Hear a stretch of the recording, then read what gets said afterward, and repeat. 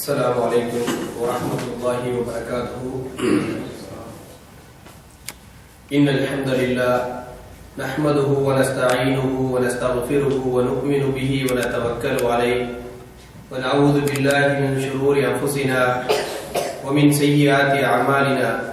من يهده الله فلا مضل له ومن يضلل فلا هادي له.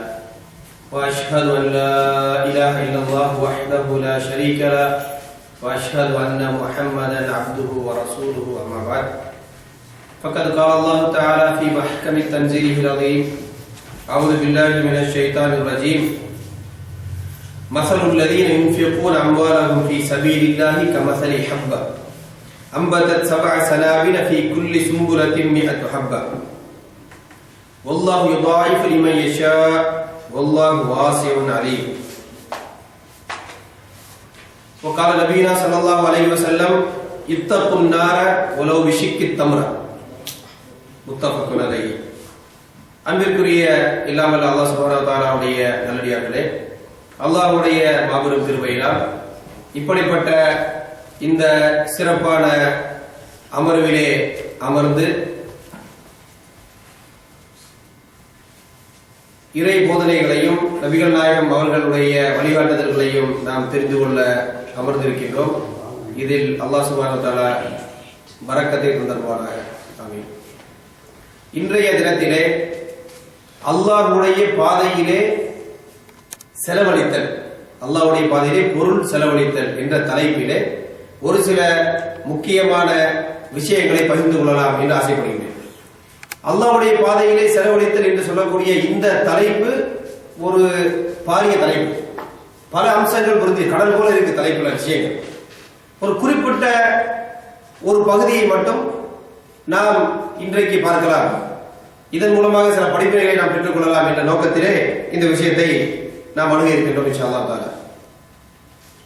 இன்றைக்கு அல்லாஹ்வுடைய பாதையிலே செலவழித்தல் என்று வருகின்ற பொழுது பொதுவாக இந்த உலகத்திலே தங்களது தனிப்பட்ட தேவைகள் போக பொதுவான விஷயங்களுக்காக செலவழித்தல், கொள்கைக்காக, மக்களுடைய சேவைக்காக, சில சில காரணங்களுக்காக என்று பார்க்கின்ற பொழுது முஸ்லிம்கள் எப்படி செலவழிக்கிறார்களோ இதை விட பல மடங்கு அதிகமாக முஸ்லிம் அல்லாதவர்களும் செலவழிக்கிறார். இப்ப நீங்கள் உதாரணமாக பார்த்தீர்கள் என்று சொன்னால், மருத்துவ தேவை என்று வருகின்ற பொழுது நமது சகோதரர்களில் பலர் பல சந்தர்ப்பங்களிலே பல்வேறு மருத்துவ தேவைகள் உடையவர்களாக இருக்கிறார்கள். அவர்களுக்கு சரியான முறையிலே மருத்துவ தேவைகளை நிறைவேற்றிக் கொள்ள முடியாமல் போவதற்கு அவர்களது பொருளாதார குறைபாடாக இருக்கக்கூடிய பொருளாதாரம் காரணமாக இருப்பதை பார்க்கிறோம். சில சந்தர்ப்பங்களிலே நம்மில் சில சகோதரர்களுக்கு உதவி செய்வது உண்டு. பல சந்தர்ப்பங்களிலே உதவி கிடைக்காத மக்கள் சரியான முறையிலே மருத்துவ அந்த நோய் நிவாரணத்துக்கு ஏற்பாடுகளை செய்ய முடியாமல் சிரமத்திற்கு ஆட்படுவது உண்டு. இப்படி நோய் நிவாரணத்திற்கு வழி இல்லாமல் கஷ்டப்படக்கூடிய மக்கள் பெரும்பாலும் முஸ்லிம்களிலே பலர் என்பதை நம்ம பார்க்கிறோம். ஒரு சமூகம் என்ற அடிப்படையிலே இந்த முஸ்லிம் சமுதாயம் அனைத்திற்கும் நம்மால் சரியான முறையிலே உதவி செய்ய முடிகிறதா என்றால் அதிலே நாம் என்ன செய்தோம், வெற்றி கண்டிருக்கிறோம் என்று சொல்ல முடியாது. நாம் செய்ய வேண்டிய வேலை எவ்வளவோ இருக்கிறது என்றுதான் சொல்ல வேண்டியிருக்கிறது. இந்த சந்தர்ப்பத்திலே மற்ற மக்கள் எப்படி செலவழிக்கிறார்கள், எப்படிப்பட்ட முறையிலே யோசிக்கிறார்கள் என்பதை பார்க்கின்ற பொழுது உண்மையிலேயே ஆச்சரியப்படக்கூடிய பல சம்பவங்கள் இருக்கின்றன. உதாரணமாக அல் ஜசீரா நியூஸ் சேனல் அதுல இந்தியன் ஹாஸ்பிட்டல்ஸ் என்று சொல்லக்கூடிய தலைப்புல ஒரு டாக்குமெண்ட்ரி போட்டுக்கொண்டு வருகிறார்கள். இப்பொழுதும் அந்த டாக்குமெண்ட்ரி இருக்கு. இப்பொழுதும் ஒரு குறிப்பிட்ட நாள்ல வாரத்தில் ஒரு நாள் வருகிறது, பாருங்க அந்த டாக்குமெண்ட்ரி பிடிக்க. உண்மையிலேயே அந்த டாக்குமெண்ட்ல அவர்கள் காட்டக்கூடிய சம்பவங்கள், சூழல்கள், பின்னணிகள், அந்த உதவி தேடி வரக்கூடியவர்களுக்கு செய்யக்கூடிய உதவிகள் இவைகளை பார்க்கின்ற பொழுது பல சந்தர்ப்பங்களிலே நம்ம எமோஷனல் ஆகக்கூடிய அளவுக்கு நம்ம கண்களை கலங்கிவிடும். அந்த அளவுக்கு அவருடைய உதவிகள் இருப்பதை பார்க்கிறோம்.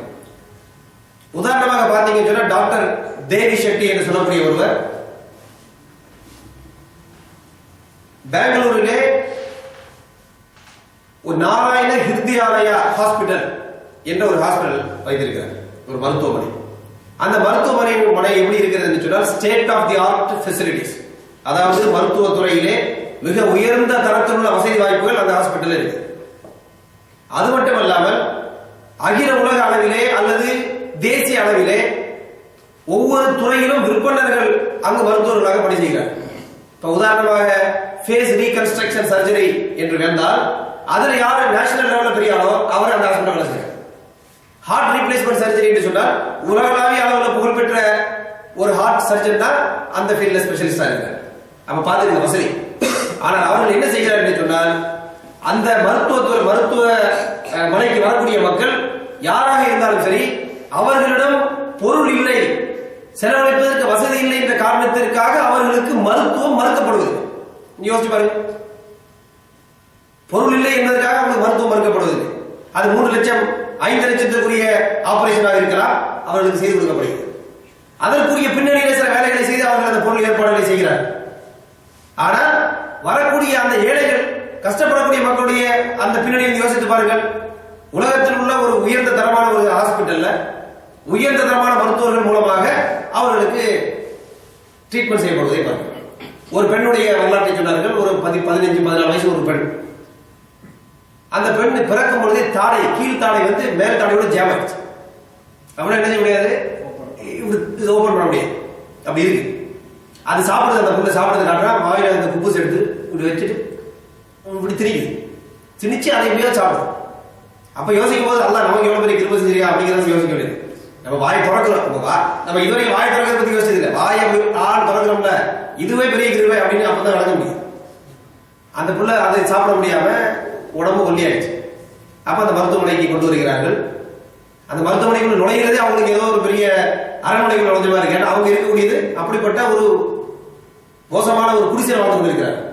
இப்ப மருத்துவமனைக்கு உள்ள வந்த பிறகு அந்த டாக்டர் பார்த்துட்டு இது என்ன பிரச்சனை, எப்படி சர்ஜரி பண்ணணும், மெஷர்மெண்ட்லாம் எடுத்து ஓகே உனக்கு நாங்கள் மருத்துவம் செய்ய தயார் என்று சொன்ன உடனே அந்த புள்ள அப்படி அழுகுது, கண்ணெல்லாம் கலங்கி போய் அழுகுது. ஏன்னா லைஃப் சேஞ்சிங், அவனுக்கு வாழ்க்கையே எனக்கு சேஞ்ச் ஆகுது, அப்படியே கண்ணு கொட்டுது அவனுக்கு.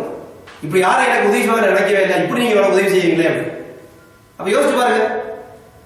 இப்ப நம்ம என்ன யோசிக்க வேண்டும் என்று சொன்னால், ஏன் இவர்கள் இப்படிப்பட்ட முறையில் செய்கிறார்கள், செலவு செய்கிறார்கள், எதற்காக செய்ய வேண்டும், ஒரு நோக்கம் இருக்கணுமா இல்லையா, என்ன நோக்கத்திற்காக செய்யப்படுகிறது என்பதை யோசிக்க வேண்டும். இதே போல இப்படி செய்யக்கூடிய சிலர் இருக்கிறார்கள், நன்மையான காரியத்தை செய்கிறார்கள், அதற்கு என்ன நோக்கம் நாம் யோசிக்க வேண்டியிருக்கிறது. ஒரு சில மக்கள் இருக்கிறார்கள், அல்லாஹ் சுப்ஹானஹு வ தஆலா திருக்குர்ஆனை சொல்லி காட்டினா, இன்னல் லதீன கஃபரு யுன்ஃபிகூன அம்வாலஹும் லியசுத்து அன் சபீலில்லாஹ், அல்லாஹ்வுடைய பாதையிலிருந்து மக்களை தடுப்பதற்காக நிராகரிக்கக்கூடிய பலர் பொருளை செலவு செய்கிறார்கள். அப்ப பொருள் செலவு அங்கே நடக்குது. எதுக்கு? அல்லாஹ்வுடைய பாதையிலிருந்து மக்களை தடுப்பதற்கு பொருள் செலவு செய்யப்படுகிறது. அல்லாஹ் அவர்களை பற்றி சொல்லுகின்ற பொழுது குறிப்பிட்டு காட்டுகின்றார் அந்த வசனத்தினுடைய கடைசி பகுதியிலே, வல்லதீன கஃபரு இலா ஜஹன்னம யுஹ்ஷரூன், இந்த நிராகரிக்கக்கூடிய மக்கள் இறுதியாக அனைவரும் ஒன்றாக நரகத்திலே கூட்டப்படுவார்கள், நரகத்திலே ஒன்று சேர்க்கப்படுவார்கள் என்று அல்லாஹ் சுப்ஹானஹு வ தஆலா இந்த திருக்குர்ஆன் வசனத்திலே சொல்வதை பார்க்கிறோம். இப்ப இவர்கள் எதற்காக பொருளை செலவழிக்கிறார்கள்? அல்லாஹ்வுடைய பாதை, அல்லாஹ்வுடைய பாதையிலே மக்கள் செல்வதை விட்டு தடுப்பதற்காக பொருளை செலவு செய்வதை பார்க்கிறோம். இப்ப நம்ம நோக்கங்களை யோசித்து பாருங்கள். நாம் செலவு செய்கின்றோம் என்று சொன்னால் நாம் எப்படி சம்பாதிக்கிறோம்? கஷ்டப்பட்டு ரத்தத்தை சிந்தி வேர்வை சிந்தி நாம் பொருளை சம்பாதிக்கிறோம். இப்படி சம்பாதிக்கக்கூடிய பொருளை தான் அல்லாஹ்வுடைய பாதையிலே செலவு செய்ய வேண்டும் என்று மார்க்கம் நமக்கு சொல்லித் தருகிறது. இதே மாதிரி தான் இஸ்லாத்திற்கு எதிராக பொருள் செலவு செய்யக்கூடியவர்களுக்கும் பொருள் ஓசியில் வருகிறதா?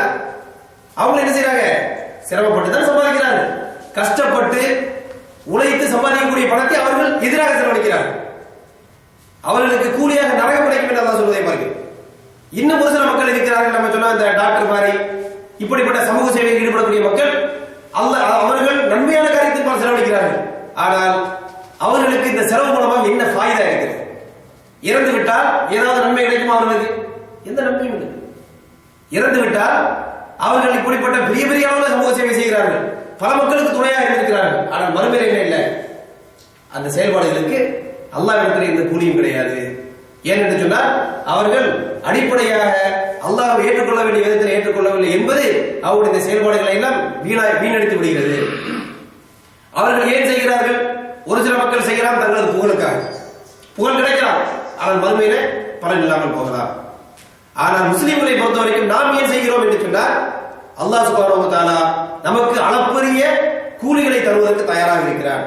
இறந்த பிறகு மிகப்பெரிய வெற்றியை தருவதற்கு தயாராக இருக்கிறார். அப்ப மிகப்பெரிய வெற்றிகளையும் கூலிகளையும் பாவ மன்னிப்பையும் அல்லாஹ்விடம் எதிர்பார்த்த முறையிலே நாம் செலவு செய்கிறோம். ஆகவே செலவு செய்வதிலே நமக்கு மிகப்பெரிய ஃபாயிதா இருக்கு. அவர்களுக்கு இருக்கக்கூடிய ஃபாயிதாவை விட அல்லாஹ்வுடைய பாதையிலே செலவு செய்வது யாருக்கு அதிக ஃபாயிதா இருக்கு? நமக்கு மட்டும்தான் அதிக ஃபாயிதா இருக்கு. நமக்கு கிடைக்கக்கூடிய அளவுக்கு உள்ள நன்மைகள் மற்றவர்களுக்கு கிடைப்பதில்லை. அல்லாஹ் திருக்குறானிலே சொல்லி காட்டினா, "ஓ தர்ஜூன மினல்லாஹி மா லா யர்ஜூன்." நீங்கள் அல்லாஹ்விடம் எதை எதிர்பார்க்கிறீர்களோ இதை அவர்கள் எதிர்பார்ப்பதில்லை. அப்ப அல்லாஹ் நம்ம என்ன எதிர்பார்க்கிறோம்? பாவ மன்னிப்பை எதிர்பார்க்கிறோம். அல்லாஹ்விடத்திலே நாம் நற்கூலிகளை எதிர்பார்க்கிறோம், சொர்க்கத்தை எதிர்பார்க்கிறோம். அவர்கள் இப்படிப்பட்ட எதிர்பார்ப்புகள் எல்லாம் இல்லை. அவர்களுக்கு இப்படிப்பட்ட விஷயங்களை எதிர்பார்க்க வேண்டும் என்பது தெரியவில்லை. இப்படிப்பட்ட முறையிலே நாம் செலவழிக்கின்ற பொழுது இப்ப நமக்கு வர வேண்டிய கேள்வி என்னவென்று சொன்னால், இப்படிப்பட்ட அந்த ஒரு பெண்ணுக்கு உதவி செய்ததாக நாம் சொன்னோம், தேவையில் இருப்பவர்களுக்கு உதவி செய்கிறார்கள் என்று சொன்னால், இப்படி தேவையில் இருக்கக்கூடிய மக்களுக்கு பொருள் உதவி செய்வதற்கு அதிக உரிமை படைத்தவர்கள் யார்? நாம செலவழிக்கிறோமா இல்லை அவர்கள் செலவழிக்க வேண்டுமா? அவர்கள் ஒரு மடங்கு செலவழித்தால் நாம் எத்தனை மடங்கு செலவழிக்க வேண்டும்? யாருக்கு அதிக ரைட்ஸ் இருக்குது செலவழிப்பதற்கு? யார் அதிகம் தகுதியானவர்கள் செலவழிப்பதற்கு? யார்? நம்ம தான். ஏன் நமது ரைட்ஸ்? நமக்கே அதிக உரிமை இருக்குது, நமக்கே அதிக தகுதி இருக்குது. ஏனென்றால் அதனுடைய முழு பலன் யாருக்கு கிடைக்குது? நமக்கு கிடைக்குது. பலன் இல்லாதவர்கள் செலவழிக்கிறார்கள். பலன் கிடைக்காது, சில சந்தர்ப்பத்தில் அவர்களுக்கு எதிர்மறையான விளைவு ஏற்படுகிறது, அவர்கள் செலவழிக்கிறார்கள். ஆனால் அதற்கு சமமாக நம்ம செலவழித்தோமா என்று சொன்னால் அப்படி சொல்ல முடியாது. ஆனால் செலவழிக்க முழு ரைட்ஸ் யாருக்கு இருக்கு? முழு தகுதி யாருக்கு இருக்கு? முழு உரிமை யாருக்கு இருக்கு? நமக்கு முஸ்லிம் சமுதாயமாக நமக்கு இருக்கு. அப்ப ஏன் நாம் செலவழிக்க தயங்குகிறோம்?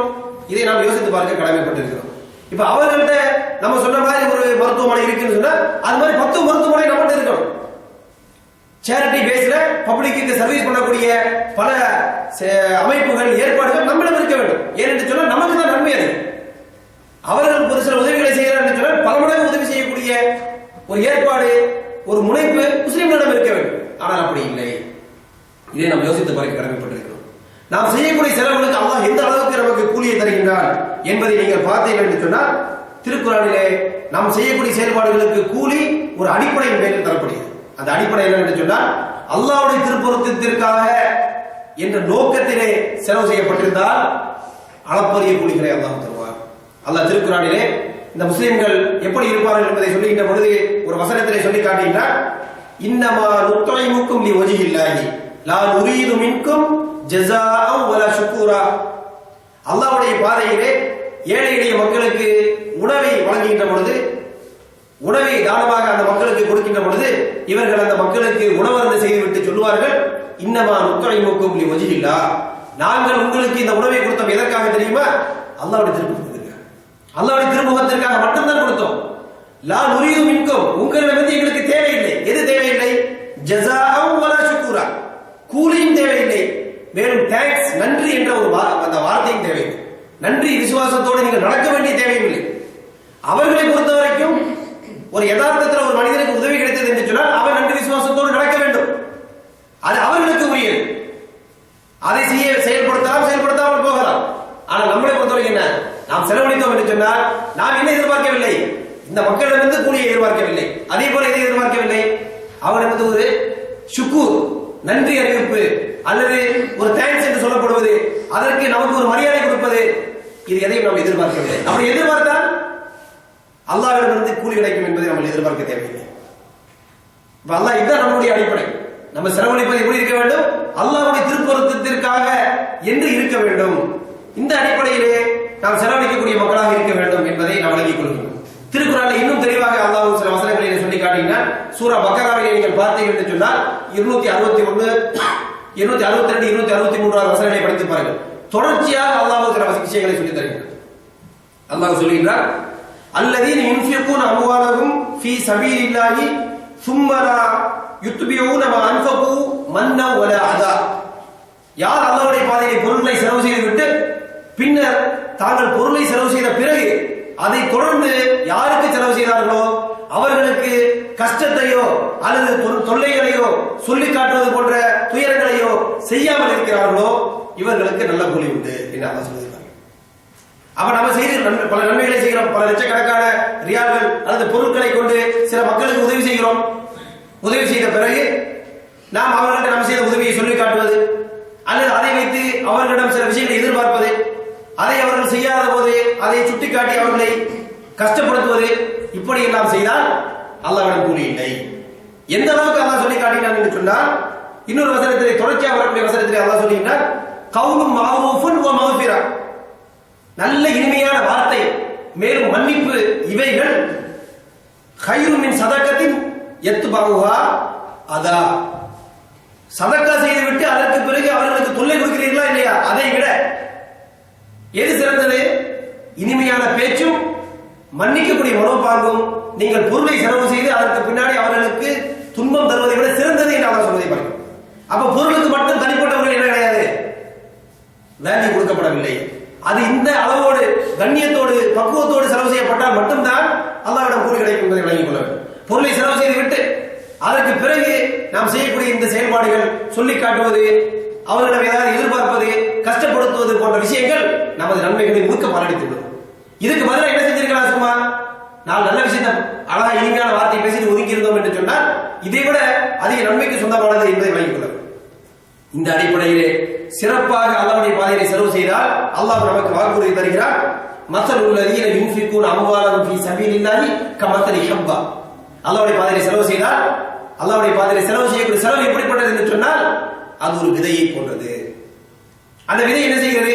அம்பதத் சபஅ சனாபில. அந்த விதையிலிருந்து 7 கதிர்கள் முளைக்கின்றன. ஃபீ குல்லி சும்புலத்தி மிஅத்து ஹப்பா. ஒவ்வொரு கதிரிலும் 100 தானிய மணிகள் வருகின்றன. அப்ப எத்தனை மடங்காகிறது? 700 மடங்கு. 7 கதிர்கள் 100 மணிகள் என்று சொன்னால் 700 மடங்கு. அல்லாஹ் மேலும் சொல்லி காட்டினார், வல்லாஹு யுதாயிஃபு லிமன் யஷா. அல்லாஹ் நாடியவர்களுக்கு இன்னும் பல மடங்கு அதிகரிப்பார்.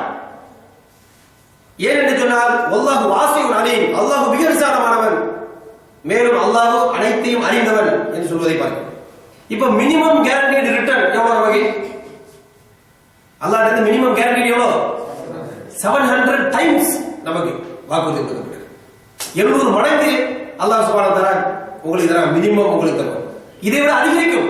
அல்லாஹ் நாளை இன்னும் கொடுப்பான். அப்ப சரியான முறையில் அல்லாஹ்வுடைய பாதையில் நாம் செலவழிக்கிறோம் என்று சொன்னால் 700 மடங்கு நன்மைகளை அல்லாஹ் தருவதற்கு போதுமானவன். இந்த அளவுக்கு இந்த விஷயங்களுடைய முக்கியத்துவம் இருப்பதை நாம் பார்க்கிறோம். அது மட்டுமல்லாமல் குறிப்பாக ஒரு முஸ்லிம் இன்னொரு முஸ்லிமுடைய கஷ்டத்தை போக்குவதற்கு, நஷ்டத்தை போக்குவதற்காக முயற்சி செய்வது என்பது அல்லாஹ்விடத்தில் மிக உயர்ந்த அந்தஸ்துக்குரியது. எந்த அளவுக்கு என்று சொன்னால் ஒரு ஹதீஸிலே சொல்லி காட்டப்படுகிறது. அபூ ஹுரைரா ரலியல்லாஹு அன்ஹு அவர்கள் அறிவிக்கிறார்கள், முஸ்லிமில் வரக்கூடிய ஒரு ஹதீஸ். அதில் சொல்லப்படுகிறது, மன் நஃபஸ முஃமினின் குர்பத்தம் மின் குரபித் துன்யா நஃபஸல்லாஹு அன்ஹு குர்பத்தம் மின் குரபி யௌமில் கியாமத். எந்த ஒரு மனிதன் இந்த பூமியிலே ஒரு மூமியினுடைய இந்த துன்யாவில் இருக்கக்கூடிய கஷ்டங்களில் ஒரு கஷ்டத்தை நீக்குவான் என்று சொன்னார், அல்லாஹ் சுப்ஹானஹு வ தஆலா இந்த மனிதனுக்கு அவனுக்கு ஏற்படக்கூடிய மறுமையில் வரக்கூடிய கஷ்டங்களில் ஒரு கஷ்டத்தை நீக்குவான்.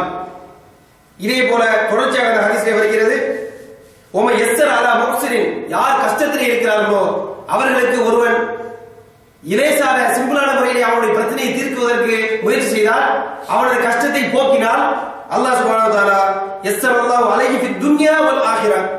அல்லாஹ் சுப்ஹானஹு வ தஆலா அவனுக்கு இந்த பூமியிலும் அவனுடைய பிரச்சனைகளை இலேசாக்கி விடுகிறான், மறுமையில் ஏற்படக்கூடிய அவனது பிரச்சனைகளையும் அல்லாஹ் இலேசாக்குகிறான். மேலும் அல்லாஹ் சுப்ஹானஹு வ தஆலா இந்த ஹதீஸ் தொடர்ச்சியிலே சொல்லப்படுகிறது, வல்லாஹு ஃபீ அவுனில் அப்தி மா கானல் அப்து ஃபீ அவுனி அஹீஹி.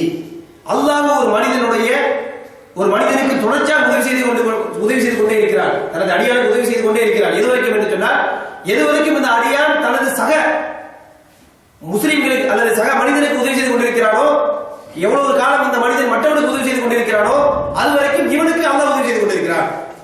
அப்ப மக்களுக்கு உதவி செய்வது என்பது நேரடியாக அல்லாஹ்வுடைய உதவியை பெற்று தரக்கூடிய விஷயம் என்பதை விளங்கிக் கொள்ள வேண்டும்.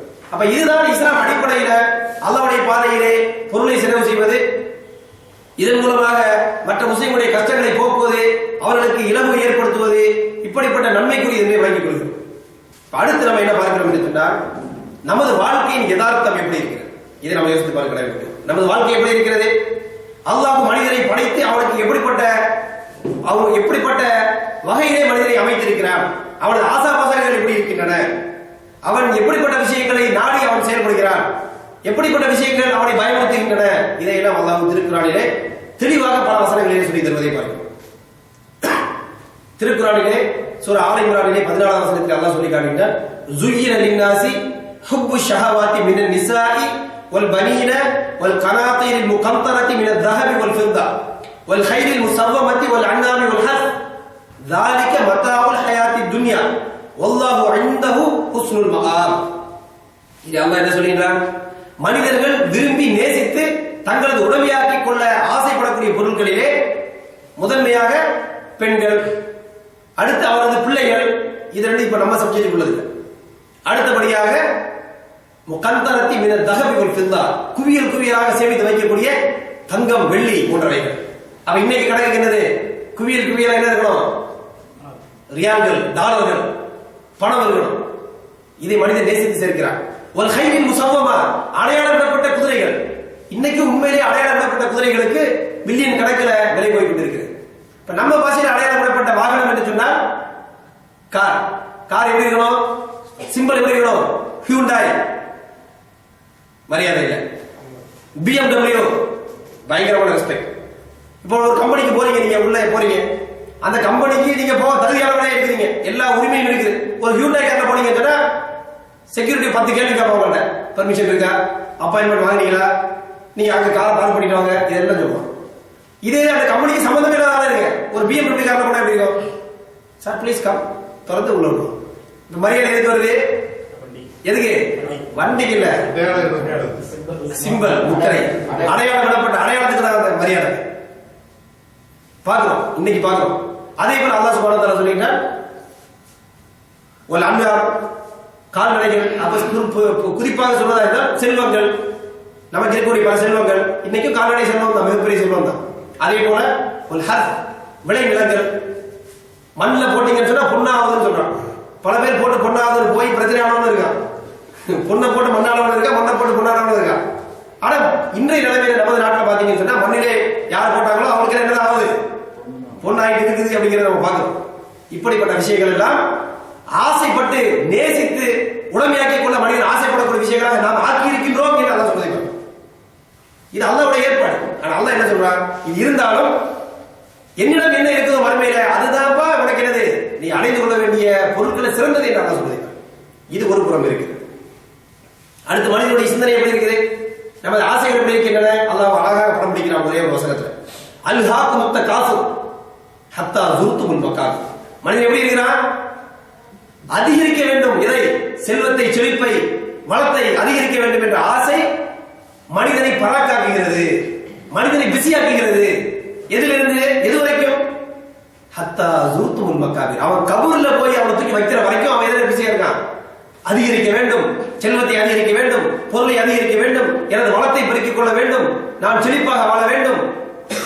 இதற்காக அவன் பரபரப்பா பிஸியா இருந்துட்டே இருக்கான். இப்படி பிஸியா இருப்பது அவனை பராக்காக்குகிறது, அதிலேயே அவனை கொண்டு போகுது. எது வரைக்கும் அவன் அப்படி பரபரப்பா இருக்கிறான்? கபருக்குள் எடுத்து வைக்கிற வரைக்கும் என்று இந்த திருக்குறான் வசனத்திலே ஒரு பயங்கரமான வாணியம் அல்லாஹ் சொல்வதை பார்க்கிறோம். இதே போல இன்னொரு வசனத்தில் அல்லாஹ் சொல்லிட்டான். சூரா ஆல் இம்ரானுடைய 175 வசனத்துல, ஒமன் ஹயாத்து துன்யா இல்லா மத்தாவுல் குரூர். இந்த மனிதனுடைய வாழ்க்கை எப்படிப்பட்டது என்று சொன்னால் மனிதனை மயக்கக்கூடிய அற்ப இன்பமே அன்றி வேறில்லை. இந்த உலக வாழ்க்கை மனிதன் என்ன செய்கிறது? மயக்குகிறது. இப்ப இந்த உலக வாழ்க்கையை வாழும் பொழுது நம்ம ஒரு மாயை நோக்கி போய் கொண்டிருக்கிறோம். நம்மளை ஏமாற்றுகிறது இந்த உலக வாழ்க்கை. ஒரு காணல் நீரை தேடி நம்ம போய் கொண்டிருக்கிறோம் என்ற கருத்தை இந்த வசனத்திலே அல்லாஹ் பதிவு செய்வதை பார்க்கிறோம். நமது வாழ்க்கையை யோசித்து பாருங்கள். பல சந்தர்ப்பங்களில் இந்த செய்திகளை நாம் பரிமாறி இருக்கிறோம். இந்த விஷயத்தை பார்க்கும் பொழுது நாம் எல்லாம் எதற்காக சம்பாதிக்கிறோம்? சொல்லுங்க பாப்போம். எதற்காக நம்ம சம்பாதிக்கிறோம்? சம்பாதிப்பதன் மூலமா என்ன அடைய விரும்புகிறோம்? சொல்லுங்க. நல்ல வளமான வாழ்க்கை. அந்த எல்லாருக்கும் தெரியுது எது சம்பாதிக்கணும். அல்ஹம்துலில்லாஹ். இது முக்கியம். அது தெரியலன்னா இன்னும் பிரச்சனை. வளமான வாழ்க்கை. வளமான வாழ்க்கை என்னப்பா? வளமான வாழ்க்கை ஊர்ல மச்சான நல்ல ஒரு வீடு, நல்ல பங்களா, நல்ல வசதியான இடத்துல வீடு இருக்கணும். கரெக்டா? நல்ல காரு, தேவையான வசதிகள். அப்புறம் நம்ம போய் செட்டில் ஆனாலும் கொஞ்சம் காலத்துக்கு யார்த்தையும் கையேந்தாத நிலைமையில நமக்கு தேவையான பொருள் வசதிகள், அல்லது ஒரு 10 பிளாட்டை கட்டி வாடகை போட்டு மாசம் வருமானம் ஆகணும். இப்படி பல விஷயங்களை யோசிக்கிறோம் மனசுல. இப்ப வளமான முறையில போய் சம்பாதிச்சு முடிச்சுட்டு போய் நல்லா அல்ஹம்துலில்லாஹ்னு நிம்மதியா வந்துடும். கரெக்டா இல்லையா? இதுக்கு தான் நம்ம சம்பாதிச்சுட்டு இருக்கோம். சவுதி அரேபியாவுக்கு சம்பாதிக்க வந்தோம். நமது வாழ்க்கை எதுல சுழலுது? நம்ம ஏன் சவுதி அரேபியா வந்தோம்? ஃபர்ஸ்ட் நோக்கம் என்ன? 5 வந்து தொழுதுக்கா? அப்படிலாம் இல்ல. இங்க தொழுது நம்ம அல்ஹம்துலில்லாஹ் அல்லாஹ் நமக்கு கிருபை செஞ்சா தொழுதுறோம். இதே நீ கொடுக்குற உனக்கு என்ன சேலரி இருக்குதோ இதை விட ஒரு 50% கூட துபாய் போறீங்க கேட்டா கூட்டி கழிச்சு பார்ப்பான். சரி, துபாய் 50%, இங்க பார்க்கும்போது ஃபைனல் நம்ம தொழுகணும் முக்கியம், அங்க நம்ம முடியாது, அங்க தொழுகையெல்லாம் வேணா போக மாட்டான். 2.5 மடங்கு கொஞ்சம் ஸ்ட்ராங்கா பண்ணி 2.5 மடங்குனாலும் தொழுகையெல்லாம் இருக்குல்ல, நம்ம போக மாட்டான். ஒரு 5 மடங்கு கொடுக்க என்ன செய்வீங்க? அதுல நம்ம எந்த உலகத்துல அல்லாஹ் என்ன சொல்லியிருக்கான்? உலகம் ஃபுல்லா நம்ம அல்லாஹ்வுடைய பூமி இல்லையா? துபாய் சவுதி மட்டும் தான் அல்லாஹ்வுடைய பூமியா? துபாய் அல்லாஹ்வுடைய இடம் இல்லையா? அப்ப அங்க மனுஷன் வாழ மாட்டானா? அப்ப அங்க தொழப்படாதா? அப்ப நேற்று தடவை நீங்க என்ன நேற்று போன தடவை ஏதோ சொன்னீங்களே, போன தடவை போய் அது வந்து 2 டைம்ஸ், இது இப்ப எவ்வளவு 5 டைம்ஸ் டிஃபரன்ஸ் இருக்குல்ல. ஒரே ஈக்குவேஷன் பண்ண முடியாதுல்ல. இப்படி நம்ம மைண்ட் வேற செய்யலையா? அப்ப நம்ம ஒரு இடத்துல இருக்க வைக்கிறது எது? அல்லாஹ்வுடைய தீனை பின்பற்றுறதுக்காக இருக்கிறோம் இல்ல. பொருளாதாரத்தை தேடக்கூடிய அந்த சூழல் தான் நம்ம ஒரு இடத்துல போய் சேர்க்குது. அல்ஹம்துலில்லாஹ் அல்லாஹ்வுடைய கிருபை நம்ம இப்படிப்பட்ட ஒரு இடத்துல வந்து சேர்ந்திருக்கிறோம். அப்ப பொருளை தேடுதல் என்பதுதான் நம்ம வாழ்க்கையவே டைரக்ட் பண்ணுதா இல்லையா? பண்ணுது. சவுதி அரேபியாவுக்கு நம்ம வரும்போது என்ன வயசு? என் வயசு சொல்ற பொதுவா மக்களுக்கு என்ன வயசு? ஒரு 23-24 வயசு வாலிப பருவத்தில் சவுதி அரேபியா வந்த பிறகு மாஷா அல்லாஹ் சவுதி அரேபியால மக்கள் ஒரே உழைப்பு. எதுக்குப்பா உழைக்கிறீங்க? இந்த மாதிரி என்னது எல்லாம் வீடு கட்டி அதை கட்டி மக்கள் எல்லாம் போய் வந்து வசதியா இருக்கும். அதை உழைச்சிக்கிட்டே இருக்கிறான். உழைச்சு பைசா வாங்கி எதனா பண்ணி வீடு எல்லாம் கட்டி எடுத்து முடிச்சு ஒரு 30-35 வருஷம் கழிச்ச பிறகு நிம்மதியா போய் என்ன பண்ண போறோம்? வாழ்க்கையை என்ஜாய் பண்ண போறோம். போகும்போது வயசு என்ன? 60 வயசு ஆயிடுச்சு. 58 60 வயசு ஆயிடுச்சு. கரெக்டா? 60 வயசுல நம்ம என்ன செய்ய போறோம்? நம்ம வாழ்க்கையில என்ஜாய் பண்ணது போறோம். நான் கேட்கிறேன், கொஞ்சமாவது அறிவு இருந்தா 60 வயசுல என்ஜாய் பண்ண முடியுமா? நீங்க ஒழுங்கா எதை என்ஜாய் பண்ண முடியும்? 25 வயசுல எதை என்ஜாய் பண்ண முடியுமோ அதை 40 வயசுல என்ஜாய் பண்ண முடியாது. 40 வயசுல எதை என்ஜாய் பண்ண முடியுமோ அதை 60 வயசுல என்ஜாய் பண்ண முடியாது. 60 வயசுல நம்ம ஏன் போனோம்? என்ஜாய் பண்ணதுக்கு போகல. ஆல்ரெடி இங்க வந்து என்ன பிரச்சனை? ஏதோ ப்ராப்ளம், இந்த ப்ராப்ளம், கொஞ்சம் கை right hand not working properly, அப்படி இப்படி இக்காமா ரினியூவல் பண்ண மாட்டான்னு சொல்லிட்டா இப்படி எல்லாம் ஒரு ரீசன் இருக்கு. அப்ப நம்ம ஊருக்கு போய் செட்டில் ஆகிற மாதிரி போயிடும். அங்க போகும்போது இந்த ப்ராப்ளத்தோட போயிருக்கு. போன உடனே கொஞ்ச நாள் என்ன ஆளு படுக்கையா இருக்கும். அப்ப அடுத்த மக்கள் பார்ப்பாங்க, வந்துட்டா சரி எப்ப போவான்னு தெரியல, சீக்கிரம் போயிட்டு பங்கு போடுறது ஈஸியா இருக்கும், அப்படி பாத்துக்குவாங்க. அப்பவே பேசிக்குவாங்க, இந்த வீடு அண்ணனுக்கு, மற்றதை இதை தங்கச்சி கொடுத்தோம், இதை தம்பி எழுதிடணும், அது ஒரு பக்கம் பேச்சு நடக்கும். இதெல்லாம் நடக்குதா இல்லையா? அப்ப நீங்க எதுக்கு நீங்க சம்பாதிச்சீங்க? நம்ம எதுக்கு சம்பாதிச்சோம்? அனுபவிப்பதற்கு. எந்த அளவுக்கு நம்ம சம்பாதிக்கிறோம் என்று சொன்னால், சம்பாதித்துக் கொண்டிருக்கின்ற பொழுது நம்மகிட்ட இருக்கக்கூடிய பொருளை அனுபவிப்பதற்கு நமக்கு நேரம் இல்லை. அப்ப அனுபவிட்டான்னு சொன்னா என்ன சொல்றா? இல்ல அனுபவிச்சா சம்பாதிக்கக்கூடிய வாய்ப்பு தடுக்கிவிடும் என்பதற்காக அனுபவிப்பதற்காக சம்பாதிக்கிறான். சம்பாதிக்கிற நேரத்தில் அனுபவிப்பதற்கு தவறுகிறான். அனுபவிக்காமலே நம்ம அனுபவிப்பதற்காக சம்பாதித்து கடைசி அனுபவிக்க முடியாம போகிறோம். இது ரியலா நமக்கு லைஃப் நடக்குதா இல்லையா சொல்லுவோம். அப்ப நம்ம லைஃப் நம்மளை ஏமாத்திச்சா ஏமாத்தலையா?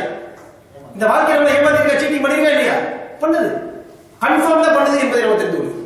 அல்லாஹ் குர்ஆன்ல அதான் சொல்றான், நீ ஏமாறாத. இந்த உலக வாழ்க்கை உன்னை ஏமாத்தும். ஏமாத்தக்கூடிய அடிப்படையில் தான் இந்த வாழ்க்கையை நான் அமைத்திருக்கிறேன் என்று அல்லாஹ் சொல்லியிருக்கான். அப்ப இந்த செட்டப் இருக்குது. நம்ம ஒரு நோக்கத்தை சம்பாதிச்சுட்டு இருக்கிறோம், இறுதியில ரிசல்ட் எப்படி இருக்கும்? நம்ம நினைச்ச நோக்கத்துக்காக அந்த சம்பாத்தியம் இருக்காது. கடைசியில சம்பாதிச்ச பொருளை வச்சு பிள்ளைகள் சண்டை போட்டு இருக்கலாம், பிறகு அதுவும் நடக்க வாய்ப்பு இருக்கு. இப்படிப்பட்ட ஒரு பின்னணியில தான் நம்ம இருந்து கொண்டு இருக்கு. இப்ப இந்த சூழல் அல்லாஹ் சுப்ஹானஹு வ தஆலா வந்து அல்லாஹ் சுப்ஹானஹு வ தஆலா திருக்குறள்ல சொல்லிட்டா, நமக்கு அல்லாஹ் சுப்ஹானஹு வ தஆலா முஸ்லிம்களோடு ஒரு பிசினஸ் டீல், ஒரு வியாபார ஒப்பந்தத்தை செய்கிறான். அந்த ஒப்பந்தம் என்ன? அல்லாஹ் குர்ஆனிலே சொல்லி காட்டுகின்றா. சூரா தௌபா என்று சொல்லக்கூடிய அத்தியாயத்திலே, சூரா தௌபா உங்களுக்கு தெரியும், அதுல வரக்கூடிய மேட்டர் எப்படி இருக்கும்? ரொம்ப ஸ்ட்ராங்கான விஷயமா தான் இருக்கும். இதுல வந்து கவ்வியம் ஸ்ட்ராங்கான விஷயம். இதுல அல்லாஹ் ஒரு ஒப்பந்தத்தை செய்கிறான். 111வது வசனத்திலே அல்லாஹ் சொல்லி காட்டுகின்றா, இன்னல்லாஹ் அஷ்தரா மினல் முஃமினீன அன்ஃபுஸஹும் வ அம்வாலஹும் பிஅன்ன லஹுமுல் ஜன்னah. அல்லாஹ் சொல்லி காட்டுகிறான். அல்லாஹ் சுப்ஹானஹு வ தஆலா மூமின்களுடைய உயிர்களையும் உடைமைகளையும் விலைக்கு வாங்கிக் கொண்டார். எதற்காக? பிஅன்ன லஹுமுல் ஜன்னah, அவர்களுக்கு சொர்க்கத்தை தருவோம், சொர்க்கத்தை விலையாக தந்து அல்லாஹ் நமது உயிரையும் உடமையும் விலைக்கு வாங்கிக் கொண்டார் என்று திருக்குர்ஆன் சொல்லுகிறது. அப்ப நமது உயிர் உடமையும் உண்மையிலே நாம் மூமின்களாக இருந்தால் நமக்கு சொந்தமானது. இந்த பிசினஸ் டீல் நம்ம கரெக்டா செய்யக்கூடிய மக்களாக இருந்தால் நமது உயிர் உடமையும் அல்லாஹ்வுக்கு சொந்தம். ஏன்னு சொன்னா நம்ம விலைக்கு வாங்கிட்டோம். எதுக்கு? நம்ம சொர்க்கத்துக்காக விலை வித்து விட்டோம். சொர்க்கத்துக்காக அல்லாஹ் நம்மகிட்ட விலைக்கு வாங்கி விட்டார் என்று அல்லாஹ் சொல்லிவிட்டு அந்த வசனத்தின் இறுதியிலே சொல்லி காட்டுகிறார், وَمَنْ أَوْفَى بِعَهْدِهِ مِنَ اللَّهِ فَاسْتَبْشِرُوا بِبَيْعِكُمُ الَّذِي بَايَعْتُمْ بِهِ. நீ யார் இந்த அல்லாஹ்விடம் செய்த இந்த வியாபார ஒப்பந்தத்திலே நேர்மையாக அதை நிறைவேற்றுகிறாரோ, அதை முழுமைப்படுத்துகிறார்களோ அவர்களுக்கு நற்செய்தி உண்டாகட்டும். எதுக்கு நற்செய்தி? பையத்தும் உள்ளது பாயத்தும் இல்லை. எந்த வியாபாரத்தை நீ செய்தியோ அந்த வியாபாரத்தை கொண்டு நீ நற்செய்தி பெற்றுக் கொள்வாயாக. மிக ஃபேண்டாஸ்டிக் வியாபாரம் நீ பண்ணிட்ட, ஒரு பெஸ்ட் பிசினஸ் நீ பண்ணியிருக்கிற, you have done a very good job, பெரிய சக்சஸ்ஃபுல்லான பிசினஸ். எந்த பிசினஸ்? அல்லாஹ்விடம் செய்த பிசினஸ். எப்போ? அதை நாம் அந்த வியாபார ஒப்பந்தத்தை நிறைவேற்றினார் என்று அல்லாஹ் சொல்லிவிட்டு வதாலிக ஃபௌசுல் அதீம், இப்படிப்பட்ட இந்த வியாபாரம் தான் மகத்தான வெற்றி என்று அல்லாஹ் சொல்றார். இது அல்லாஹ்வுடைய பிசினஸ் டீல். நமக்கு இந்த அல்லாஹ்வுடைய பிசினஸ் டீல்ல நமக்கு தரக்கூடிய மினிமம் ரிட்டர்ன்ஸ் எவ்வளவு நம்ம பார்த்தோம்? 700 டைம்ஸ் குறைஞ்சபட்சம் நமக்கு அல்லாஹ்வுடைய பாதையில் செலவழித்தால் அல்லாஹ் தருகிறேன் என்று சொல்வதை நம்ம பார்க்கிறோம். இந்த சந்தர்ப்பத்தில் ஷைத்தான் என்ன வந்து அவங்க ஒரு கேம் பிளே பண்றான். ஷைத்தான் என்ன கேம் பிளே பண்ணுகிறான்னு சொன்னால், திருக்குர்ஆன்ல சூரா பக்ராவிலே 268வது வசனத்திலே அல்லாஹ் சொல்லி காட்டுகிறான், ஷைத்தான் அவனுடைய ரோல். அவன் என்ன செய்யறான்? அஷ்-ஷைத்தானு, அந்த ஷைத்தான் யஇதுக்குமுல் ஃபக்ர வ யஅமுருக்கும் பில் ஃபஹ்ஷா. அவன் ஷைத்தான் வந்து என்ன ஒரு பிட்ட போடுறான், நீ ஏழையாயிரம் பிச்சைக்காரனா போயிருவ, நீ ரோட்ல வந்து நின்றுவ. ஆகவே தொடர்ச்சியா என்ன செஞ்சுட்டே இருக்கணும், ஏதாவது நம்பர் 1 நம்பர் 2 அதை பத்தியே கவலைப்படாத, பொருள் முக்கியம், பொருளை செலவழிச்சாலும் நீ நஷ்டமாயிருவ. அப்ப எப்படியாவது என்ன செய்யணும், எதையாவது சம்பாதிச்சு பொருள் சேர்த்தே இருந்துக்கோ, நீ என்னைக்கு பிச்சைக்காரனாக புரிய தெரியாது என்று நீ ஏழ்மை அடைந்து விடுவாய் என்று பயமுறுத்தக்கூடிய ஆள் யாரு? மிஸ்டர் ஷைத்தான். நீ ஏழ்மை அடைந்து விடுவாய் என்று அவன் பயமுறுத்திட்டே இருப்பான். இந்த பயமுறுத்த ஒரு என்ன செய்வான் அவன்? ஷைத்தான் யஅமுருக்கும் பில் ஃபஹ்ஷா, உங்களுக்கு மோசமான விஷயங்களை கொண்டு அவன் ஏவுகிறான். அப்ப நம்ம என்ன நினைப்போம்? மக்கள் என்ன நினைப்பார்கள்? பொருளை முடிஞ்சவங்க சம்பாதிச்சுட்டே இருக்கணும். நம்ம ஏழையாக இருக்கு என்ன செய்யணும்? பொருளை வச்சுட்டு செலவழிச்சுட்டு இருக்கிறதா மணி என்ன செய்யணும்? சம்பாதிச்சுட்டே இருக்கணும், எப்படியாவது பொருள் வரணும். அதனாலதான் ஷைத்தானுடைய ஏற்பாடுல வந்தது என்னது? இந்த வட்டி உதாரணத்துக்கு எல்லாமே வட்டி சம்பந்தப்பட்ட எல்லாமே. அப்ப மக்கள் சும்மா என்ன செய்வான்? பைசா சும்மா இருக்க கூடாது. ஏன்? அப்படியே வச்சிருந்தா இன்ஃப்ளேஷன் வருது, அற்றது வருது, நாளைக்கு இப்படியே இருந்தா நீ என்ன ஆயிருவ? எடுத்து செலவழிச்சுட்டு இருந்தா பிச்சைக்காரனாயிருவ. வட்டிக்கு கொடு, இல்ல வட்டியை வாங்கு, வட்டியை கொடு என்று இந்த ஒரு சிந்தனையை மனிதர்களுக்கு ஏற்படுத்துறது யாரு? ஷைத்தான். ஆகவே மக்கள் என்ன செய்றாங்க? முஸ்லிம்களில் கூட சிலர், இஸ்லாத்தை உறுதியாக நம்ப வேண்டும் என்று சொல்லக்கூடிய மக்களில் சிலர் என்ன செய்றாங்க? வட்டியை வாங்கி விடுகிறாங்க. கேட்டா என்ன சொல்றாங்க? பிசினஸ்ல 10% கிடைக்குது, சேம் 10% பிசினஸ் மாதிரி தான் இது என்று சொல்வதை பார்க்கிறோம். இப்படிப்பட்ட மக்களுக்கு அல்லாஹ் பயங்கரமான வாணிக திருக்குறள் சொல்வதை பார்க்கிறோம். அது மட்டும் இல்லாமல் இந்த இடத்துல அல்லாஹ் சுப்ஹானஹு வ தஆலா இந்த யதார்த்தத்தை சொல்லி காட்டுறான். வட்டிக்கு டைரக்ட் ஆப்போசிட் என்ன? அல்லாஹ் திருக்குறள் சொன்ன சதகா, அல்லாஹ்வுடைய பாதையில் செலவழிப்பது வட்டிக்கு எதிர்மறையான விஷயம் என்று அல்லாஹ் சொல்லிவிட்டு வ யம்ஹகுல்லாஹு ரிபா வ யுர்பி ஸதகாத் என்று சொல்லி காட்டுவதை பார்க்கிறோம். அல்லாஹ் சுப்ஹானஹு வ தஆலா வட்டியின் அடிப்படையில் உள்ள விஷயங்களை, பொருளாதாரத்தை நாசப்படுத்தி அழைத்து விடுவார். அதுல எந்த பரக்கத்தும் இருக்காது. அல்லாஹ் எதை வளர்த்துவான் என்று சொன்னால், அல்லாஹ்வுடைய பாதையில் செலவழிக்கக்கூடிய அந்த சதகாவை அல்லாஹ் வளர்த்துவான், அதை மேலோக்க செய்வான், அதில் செழிப்பை ஏற்படுத்துவான், பரக்கத்தை தருவான் என்ற கருத்தை பதிவு செய்வதை பார்க்கிறோம். அப்ப வட்டிக்கு ஆப்போசிட் பார்ட்டி யாரு? போங்க சதகா, செலவழிப்பத. நீ வந்து ஏழையாக கூடாதுன்னு சொல்லி பொருளை சேர்ப்பதற்கு முயற்சி செய்கிறாய். அல்லாஹ் சொன்னோம், நீ என்ன செய்ய? அல்லாஹ்வுடைய பாதையில் செலவழி, அல்லாஹ் உனக்கு செக்யூரிட்டி என்று சொல்வதை பார்க்கிறோம். அப்ப வட்டிக்கு எதிராக அல்லாஹ் இங்க என்ன செய்யறான்? இந்த பொருளை செலவழி என்று சொல்வதோடு மட்டுமல்லாமல் ஷைத்தான் ஒரு வாக்குறுதி கொடுத்தாரா இல்லையா? நமக்கு என்ன வாக்குறுதி கொடுத்தார்? யஇதுக்கும் ஷைத்தானுல் ஃபக்ர, நீ பிச்சைக்காரனா போயிடுவ, பயந்துக்கோ, பொருளுக்கு நிறைய சுத்து, ஒரு லைஃபே அதுதான், இன்னாடி காரணம் இருப்ப. இப்படி நமக்கு செய்த பயன்படுத்திட்டு இருக்கான். அல்லாஹ் அதே வசனத்தின் தொடர்ச்சியில் செகண்ட் பாதியில ஷைத்தானுக்கு கவுண்டரா ஒரு வாக்குறுதி தரான். அல்லாஹ் இப்படி வாக்குறுதி தருகிறான் பாருங்க. வல்லாஹு யஇதுக்கும் மக்ஃபிரத்தம் மின்ஹு வ ஃபضலா, அல்லாஹ் தன் புறத்திலிருந்து உங்களுக்கு பாவ மன்னிப்பையும் செழிப்பையும் வாக்குறுதியாக தருகிறார். எப்படி பாருங்க வாக்குறுதி? ஷைத்தான் வாக்குறுதி தரான், டேய் நீ பிச்சைக்காரன் ஆயிடுவ, கவனமா இரு, பொருளை செலவழிச்சவே செய்யாத, கடைச்ச வரைக்கும் சுருட்டு.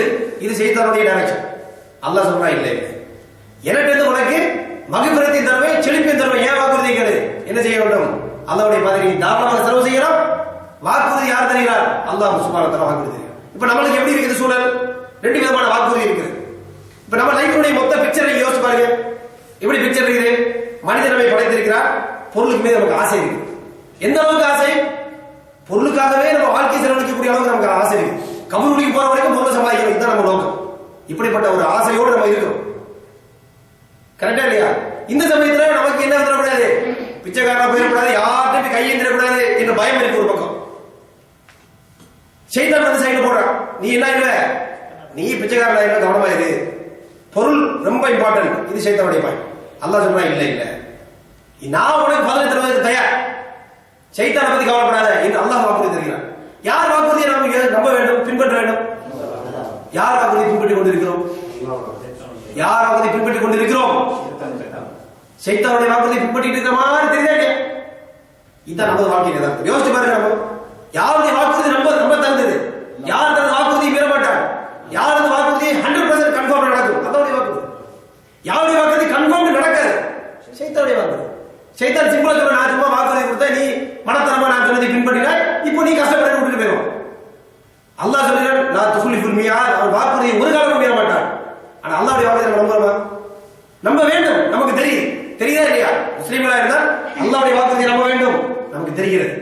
ஆனால் மனசு எங்க இழுத்துட்டு போகுது? ஷைத்தான் சொல்ற பாயிண்ட்ல ஒரு மேட்டர் இருக்கிறதா சரி, இப்ப காசு கொடுத்துட்டே இருந்தா கஷ்டம் வராது.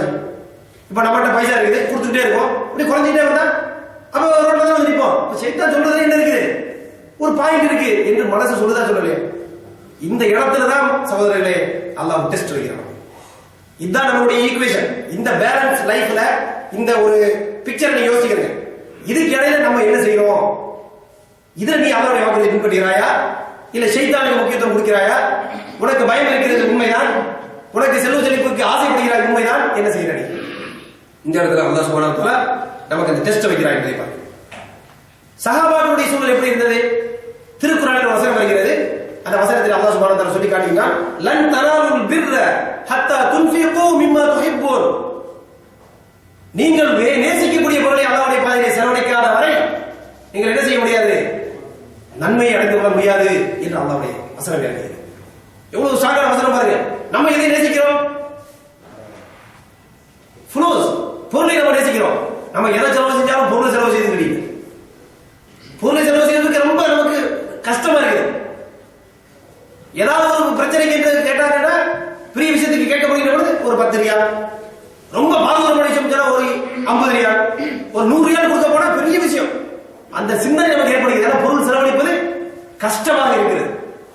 அல்லாஹ் சொல்றான், லன் தனாலுல் பிர்ர ஹத்தா துன்ஃபிகு மிம்மா துஹிப்பூன். அல்லாஹ்வுடைய பாதையிலே நீங்கள் நேசிக்கக்கூடிய பொருளை செலவழிக்காத வரை நீங்கள் நன்மை அடைந்த மக்களாக மாற மாட்டீர்கள். இதை கேள்விப்பட்டவுடன் அபூ தல்ஹா ரலியல்லாஹு அன்ஹு, அவர்கள் யார்? அன்சாரிகளிலேயே செல்வ செழிப்பு உள்ள அன்சாரி. இவர்களிடம் ஒரு விலை மதிப்பற்ற ஒரு ப்ராப்பர்ட்டி, ஒரு ரியல் எஸ்டேட் இருக்கு. இன்னைக்குள்ள பாஷையில சொல்லப்போனா ஒரு மிக வேல்யூபிளான ஒரு ரியல் எஸ்டேட், ஒரு ப்ராப்பர்ட்டி, ஒரு தோட்டம் இருக்கு. அது பள்ளிவாசலுக்கு எதிர்த்தாப்புல இருக்கக்கூடிய தோட்டம். அந்த தோட்டத்தை அவர்கள் மிக அதிகமாக நேசிக்கிறார்கள். ரசூல் ஸல்லல்லாஹு அலைஹி வஸல்லம் அது விருப்பமான ஒரு தோட்டம். ரசூல்லா வந்து அதை நினைச்சுவாங்க, தண்ணீரை இறங்குவார்கள், அவ்வளவு அந்த சுவை தண்ணீர். அப்ப இப்படிப்பட்ட ஒரு தோட்டத்தை அவர் கொடுத்து ரசூல் கொடுத்து சொல்ற, இது ஃபீ சபீலில்லாஹ், நீங்க உங்க விருப்பப்படி செலவு செய்யுங்கள். ஏனென்று சொன்னால் எனக்கு விருப்பமான சொத்து இது, நான் இந்த வசனம் அல்லாஹ்வுடைய அந்த கட்டளைக்கு ஏற்ப இதன் மூலம் எனக்கு நன்மை கிடைக்க வேண்டும், இவ்வளவுதான் என்னுடைய நோக்கம். ரசூல் சொன்னாங்க, பஸ் இது பெரிய விலை மதிப்பற்ற ப்ராப்பர்ட்டி, இதை கொண்டு வந்து கொடுக்குறேன் என்று ரசூல் சொல்கிறார்கள். அவர் அதை கேட்கிறேன், நான் இந்த சொத்தை அல்லாஹ்வுடைய கொடுத்தே தீர்வேன் என்று சொல்கிறார். அப்ப ரசூல் அதை வாங்கி செய்றாங்க, அவருடைய நெருக்கமான உறவிடம் பிரித்து கொடுக்கிறார். இதுல இன்னொரு ஹிக்மத்தை நம்ம வழங்கிக் கொள்கிறோம். ஒரு அல்லாஹ்வுடைய பாதையிலே செலவழிப்பதில் வருகின்ற பொழுது நமது செலவுக்கு மிக அதிக தகுதியானவர்கள், உரிமையாளர்கள் யார்? நெருக்கமான உறவினர்கள். நம்ம மக்கள் சில பேருக்கு இப்படி இருக்கலாம், சின்ன சின்ன உதவி வேணா கொடுத்துருவான். வழியில இருந்து போனா, இப்ப அது பொருத்தம் இல்லை, பழைய காலத்துல போனா ஒரு சட்டை கொடுக்கிறது, ஒரு டிஷர்ட், நோ ப்ராப்ளம். சொத்தை பங்கு வச்சு கொடுத்தாருன்னா எவனுக்கு கிடைச்சாலும் கிடைக்கப்படாது, நான் இவன் தம்பி கொடுக்க கூடாது, மச்சனுக்கு பேரக்கூடாது அப்படின்னு நம்ம நினைப்போம். ரோட்ல போறவங்க கிடைச்சாலும் பிரச்சனை இல்லை என்ற எண்ணமும் பல மக்கள் இருப்பதை பார்க்க. ஆனா இங்கே அல்லாஹ் என்ன சொல்றாங்க, முஸ்தஹிக், யார் உரிமையாளர்கள், யாருக்கு ரைட்ஸ் இருக்குது நம்முடைய அந்த செலவில் இருந்து பெற்றுக் கொள்வதற்கு, யாருக்கு செலவு மிக சிறந்தது நெருக்கமான உறவினர்கள். எவ்வளவு க்ளோஸ் ஆகுங்க அவ்வளவுக்கு உரிமை அவர்கள். பெற்றோர்கள் சொன்னால் மிக அதிகமான உரிமை, அது கடமை. மற்றபடி நெருக்கமான உறவினர்கள் அதிகமான உரிமை. இப்படி அல்லாஹ் சொல்றான். நம்ம எவ்வளவு அற்புதமான முறையில் இந்த மார்க்கத்தினுடைய அம்சங்கள் இருக்குது பாருங்க, யோசிச்சு பாருங்க. இந்த விஷயத்தை நம்ம விளங்கி முடியும். இந்த சந்தர்ப்பத்தில் நமது மென்டாலிட்டி எப்படி இருக்குது, அபூ தர்தாவோட மென்டாலிட்டி எப்படி இருந்தது ரலியல்லாஹு அன்ஹு என்பதை யோசிக்க நாம் கடமைப்பட்டிருக்கிறோம். இது மிக முக்கியமான ஒரு விஷயம். அடுத்தபடியாக நீங்க பாத்தீங்கன்னு சொன்னா அல்லாஹ்வுடைய பாதையிலே செலவு செய்வதில் சதகத்துல் ஜாரியா, சதகத்துல் ஜாரியா என்று சொன்னால் நிலையான நற்கர்மங்கள். அப்ப அல்லாஹ்வுடைய பாதையிலே கல்விக்காக இன்ன பிற பொது சேவைகளுக்காக செலவு செய்யக்கூடிய அந்த செலவு ஒருவன் இறந்த பிறகும் தொடர்ச்சியாக அவனுக்கு பயன் தரக்கூடியது. நபிகளாருடைய ஒரு பொன்மொழி சொல்கிறது, இதா மாத்த இப்னு ஆதம் இன் கத அமலஹு மினத் துன்யா இல்லா மின் ஸலாத். ஒருவன் இறந்து விட்டால் 3 விஷயங்களை தவிர அவனது இபாதத்துகள் அனைத்தும் துண்டிக்கப்படுகின்றன. அந்த 3 என்ன? 1 சதகத்துல் ஜாரியா, 2வது இல்முன் யுன்தஃபா பிஹி, 3வது வலதுன் சாலிஹுன் யதுலஹு.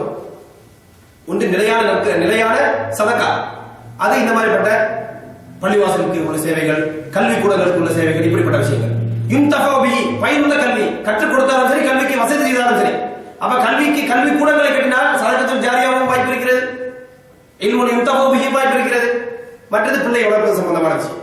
இப்படிப்பட்ட அடிப்படையிலே தொடர்ச்சியாக சதக்கா வருவதற்கு, நன்மை கிடைப்பதற்கு சதக்கா ஒரு வாய்ப்பாக இருக்கிறது. இப்ப அடுத்த ஒரு முக்கியமான விஷயம், இப்போ கவனமா கேளுங்க. நம்ம முதல்ல ஒரு பிக்சர் சொல்றோம், நம்மளுடைய லைஃப் எப்படி இருக்குது அதை அப்படியே மனசுல வச்சுக்கணும். இப்ப நீங்க யோசித்து பாருங்கள், ரசூல் ஸல்லல்லாஹு அலைஹி வஸல்லம் ஒரு சஹாபி வருகிறார், வந்து கேட்கிறார், யா ரசூலல்லாஹ் ஐயு சதகதி ஆதமு அஜ்ரா, எந்த சதகா அதிகமான மகத்தான கூலியை பெற்று தர வல்லது? எப்படி சதகா கொடுத்தா, நான் ஒரு பொருளை கொடுக்கிற சதகானா இதை எப்படி கொடுத்தா, யாருக்கு கொடுத்தா, எந்த சூழ்நிலையில் கொடுத்தால் மிக பெருமதியான நன்மை கிடைக்கும்? நமக்கு ஆல்ரெடி 700 டைம்ஸ் அல்லாஹ் கொடுக்கிறேன்னு சொல்றான் மினிமம். அது மட்டும் இல்லாமல் பல மடங்கு அல்லாஹ் என்ன செய்வான், கூட தர வாய்ப்பு இருக்கிறது. அல்லாஹ் சொல்றான் பல மடங்கு நான் தருவேன். அப்ப மிக அதிகமான மடங்கு கிடைக்க வேண்டும் என்றால் என்ன செய்ய வேண்டும்? ரசூலுல்லாஹ் சொல்லக்கூடிய இந்த பதில் இருக்கே மிக மிக மிக அற்புதமான ஒரு பதில். நமது மொத்த வாழ்க்கையை அப்படி பலம் பிடிச்சு காட்டக்கூடிய ஒரு பதில் ரசூலுல்லாஹ் சொல்றாங்க. என்ன சொல்றாங்க நல்ல கவனி. ரசூலுல்லாஹ் சொல்கிறார்கள், அந்த சத்தக வ அந்த ஸஹீஹுன் ஷஹீஹுன் தக்ஷல் ஃபக்ர வ துமருல் கினா என்றால் என்ன அர்த்தம்? நீ சதக்கா செய்ய வேண்டும். எப்போ செய்ய வேண்டும்? நீ ஹெல்த்தியா இருக்கிறவன். அந்த ஸஹீஹுன், நீ ரியலி ஹெல்த்தியா இருக்க. அப்ப என்ன எப்போ எப்படி இருக்கணும்? ஹெல்த்தியா எப்போ ஹெல்த்தியா இருப்போம்? ஒரு 75 வயசு சரியா, வாலிப பருவம். நீ ஹெல்த்தியா இருக்கிறன்னு சொன்னா 35-40 வயசு மேக்ஸிமம், அல்லது ஒரு 50 வயசு, 30 இருந்து 50 இந்த மாதிரி ஒரு பீரியட் நல்ல ஆரோக்கியத்துல நீ இருக்கிற. ஷஹீஹுன் அப்படின்னா என்ன அர்த்தம்? உனக்கு இருக்கக்கூடிய பொருள் லிமிட்டடா இருக்கு. வரம்பு மீறி பொருள் அப்படி கொட்டி கிடக்குது கிடையாது. உனக்கு லிமிட்டட் பொருள் தான் இருக்குது, அல்லது பொருள் உனக்கு தட்டுப்பாடும் இருக்கிறது, கஷ்டமும் இருக்கிறது. ஒரு தக்ஷல் ஃபக்ர, எங்க ஏழையாய் போயிருவோமோ, எங்க பொருளை இழந்து விடுவோமோ, எங்க நடுவில் நின்றுவோமோ என்ற பயம் உனக்கு இருக்கிறது. ஒரு தகவல் கினா, பொருளை சேமிக்க வேண்டும், பொருளை சம்பாதிக்க வேண்டும் என்ற ஆசை உனக்கு இருக்குது. இப்படிப்பட்ட சூழ்நிலையை அல்லாஹ்வுடைய பாதையில் கொடுத்தால் அதுதான் மகத்தானது. இது எல்லாம் நமக்கு ஃபிட்டாக யோசிச்சு பாருங்க. நம்முடைய தனிப்பட்ட வாழ்க்கையை யோசிச்சு பாருங்கள், நமக்கு என்ன இருக்குது? இப்போ அல்ஹம்துலில்லாஹ் இங்க உள்ள சகோதரர்கள் எல்லாம் ஓரளவு ஹெல்த்தியா தான் இருக்கோம், அதனால சமாளிச்சுட்டு இருக்கோம். இல்லாட்டி ஊருக்கு அனுப்பியிருப்பாங்க. கொஞ்சம் சுகர் சால்ட் சின்ன பிரச்சனை இருந்தா கூட ஓவரால் ஹெல்த்தி அல்ஹம்துலில்லாஹ் நம்ம ஹெல்த்தியா இருக்கோம். நம்மகிட்ட பொருள் அளவு கடந்து இருக்கா? அளவு கடந்து நம்ம இங்க இருக்க வேண்டிய தேவையே கிடையாது. நமக்கு ஒரு லிமிட் இருக்கு, லிமிட்டுக்கு பல அளவுகள் இருக்கா. ஒருத்தருடைய லிமிட் ஒரு அமௌண்ட் இருக்கலாம், இன்னொரு லிமிட் ஒன்று இருக்கலாம். ஆனா நமக்கு சப்ளை இருக்கு, கொஞ்சம் லிமிட் தான் இருக்கு. இதை வச்சு மேனேஜ் பண்ண வேண்டியது இருக்கு. இதை கவனமா இல்லைன்னா என்ன ஆயிடும்? ரோட்டுக்கு போய் நின்றுலாம். நாளைக்கு போய் அங்க ஊர்ல என்ன சொல்றாங்க, பாய் நம்ம என்ன நடந்தாலும் சரி நாளைக்கு போய் யாருக்கு கையெழுந்த நம்ம வந்துடக்கூடாது, அதுக்கு நம்ம பாத்துக்கணும். இப்படி சொல்றோமா இல்லையா? அப்ப அந்த ஒரு பயம் நமக்கு இருக்கு. நாளைக்கு போய் என்ன இருக்கக்கூடாது, எங்கேயாவது பிரச்சனை போய் மாட்டிக்க கூடாது, பயம் இருக்கு. பொருள் மசாலா எப்பவுமே நமக்கு என்ன இருக்குது, அதிகமா பொருள் சம்பாதிக்க ஆசை இருக்கு. இன்னும் எப்ப கூட வந்தாலும் இந்த மசாலா இன்னும் சம்பாதிக்கணும், இன்னும் செல்வந்தர் ஆகணும், இன்னும் வளமாக வர வேண்டும், இந்த ஆசை இருக்கு. இந்த நாலு நமக்கு இருக்காங்க. இப்படி இந்த பேலன்ஸ்ல இருக்கிறோம். பயம் இருக்கு, செல்வம் லிமிட்டடா இருக்குது, சம்பாதிக்க ஆசை இருக்கிறது, ஆரோக்கியத்தோடு இருக்கிறோம். இப்படி செலவு செய்தால் இந்த செலவு தான் என்னது, மிக அதிகமான நன்மை தரக்கூடிய. அதுக்கு பிறகு ரசூலுல்லாஹ் சொல்லி காட்டுகிறார்கள், வலா தும்ஹில் ஹத்தா இதா பலகத்தில் ஹுல்கும், நீ அல்லாஹ்வுடைய பாதையில் செலவு செய்வதை லேட் ஆக்கிறார். எது வரைக்கும் லேட் ஆகாத, நீ கிளம்பி ஆகி இனிமே இந்த பொருளால உனக்கு ஒரு ஹலாலாக பாய்தா இல்லை, இதை வச்சு ஒன்னும் நீ செய்ய முடியாது, உனக்கு பயனே இல்லை என்ற நிலைமையில நீ செலவு செய்தால் அது செகண்ட் தரஜா.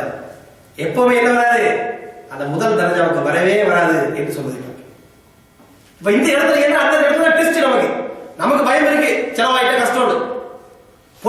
பொருள் வேண்டும் என்று ஆசை இருக்கிறது, லிமிட்டடா பொருள் இருக்குது. நம்ம ஆரோக்கியத்தோடு இருக்கிறோம், இன்னும் பல ஆண்டுகள் வாழ வேண்டிய ஒரு எண்ணத்தில் இருந்து கொண்டு இருக்கிறோம். இப்ப நீ செலவு செய்யறியா? அல்லாஹ் நம்புறியா?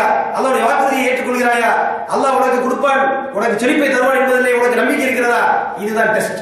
அப்படி இல்லைன்னா டெஸ்ட் கிடையாது. இப்ப நீ ஷைத்தானுடைய வாக்குறுதியை நம்புறியா?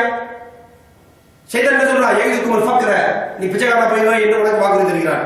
அல்லாஹ் உனக்கு ஃபضலை தருகிறான், செழிப்பை தருகிறான், பாவ மன்னிப்பை தருகிறான். நீ எதை நம்புற? இதுதான் டெஸ்ட். ஒரு சிம்பிளான உதாரணமா நீ யோசிச்சு பாருங்க. நான் சொல்லக்கூடிய ஒரு விளங்குறதுக்கு ஒரு உதாரணம். இப்ப ஒரு சகோதரர் இருக்கிறார், ஒரு 30 வயசு, ஹெல்த்தியா இருக்கிறார். அப்ப அவருக்கு நல்ல எக்ஸ்பென்சிவான ஒரு சாக்லேட் கேக் வருதுன்னு வைங்களேன், அல்லது ஒரு பாக்ஸ் வருது. அவருக்கு அடிக்கடி இந்த மாதிரி பிரசன்ட் வருதுன்னு வைங்க.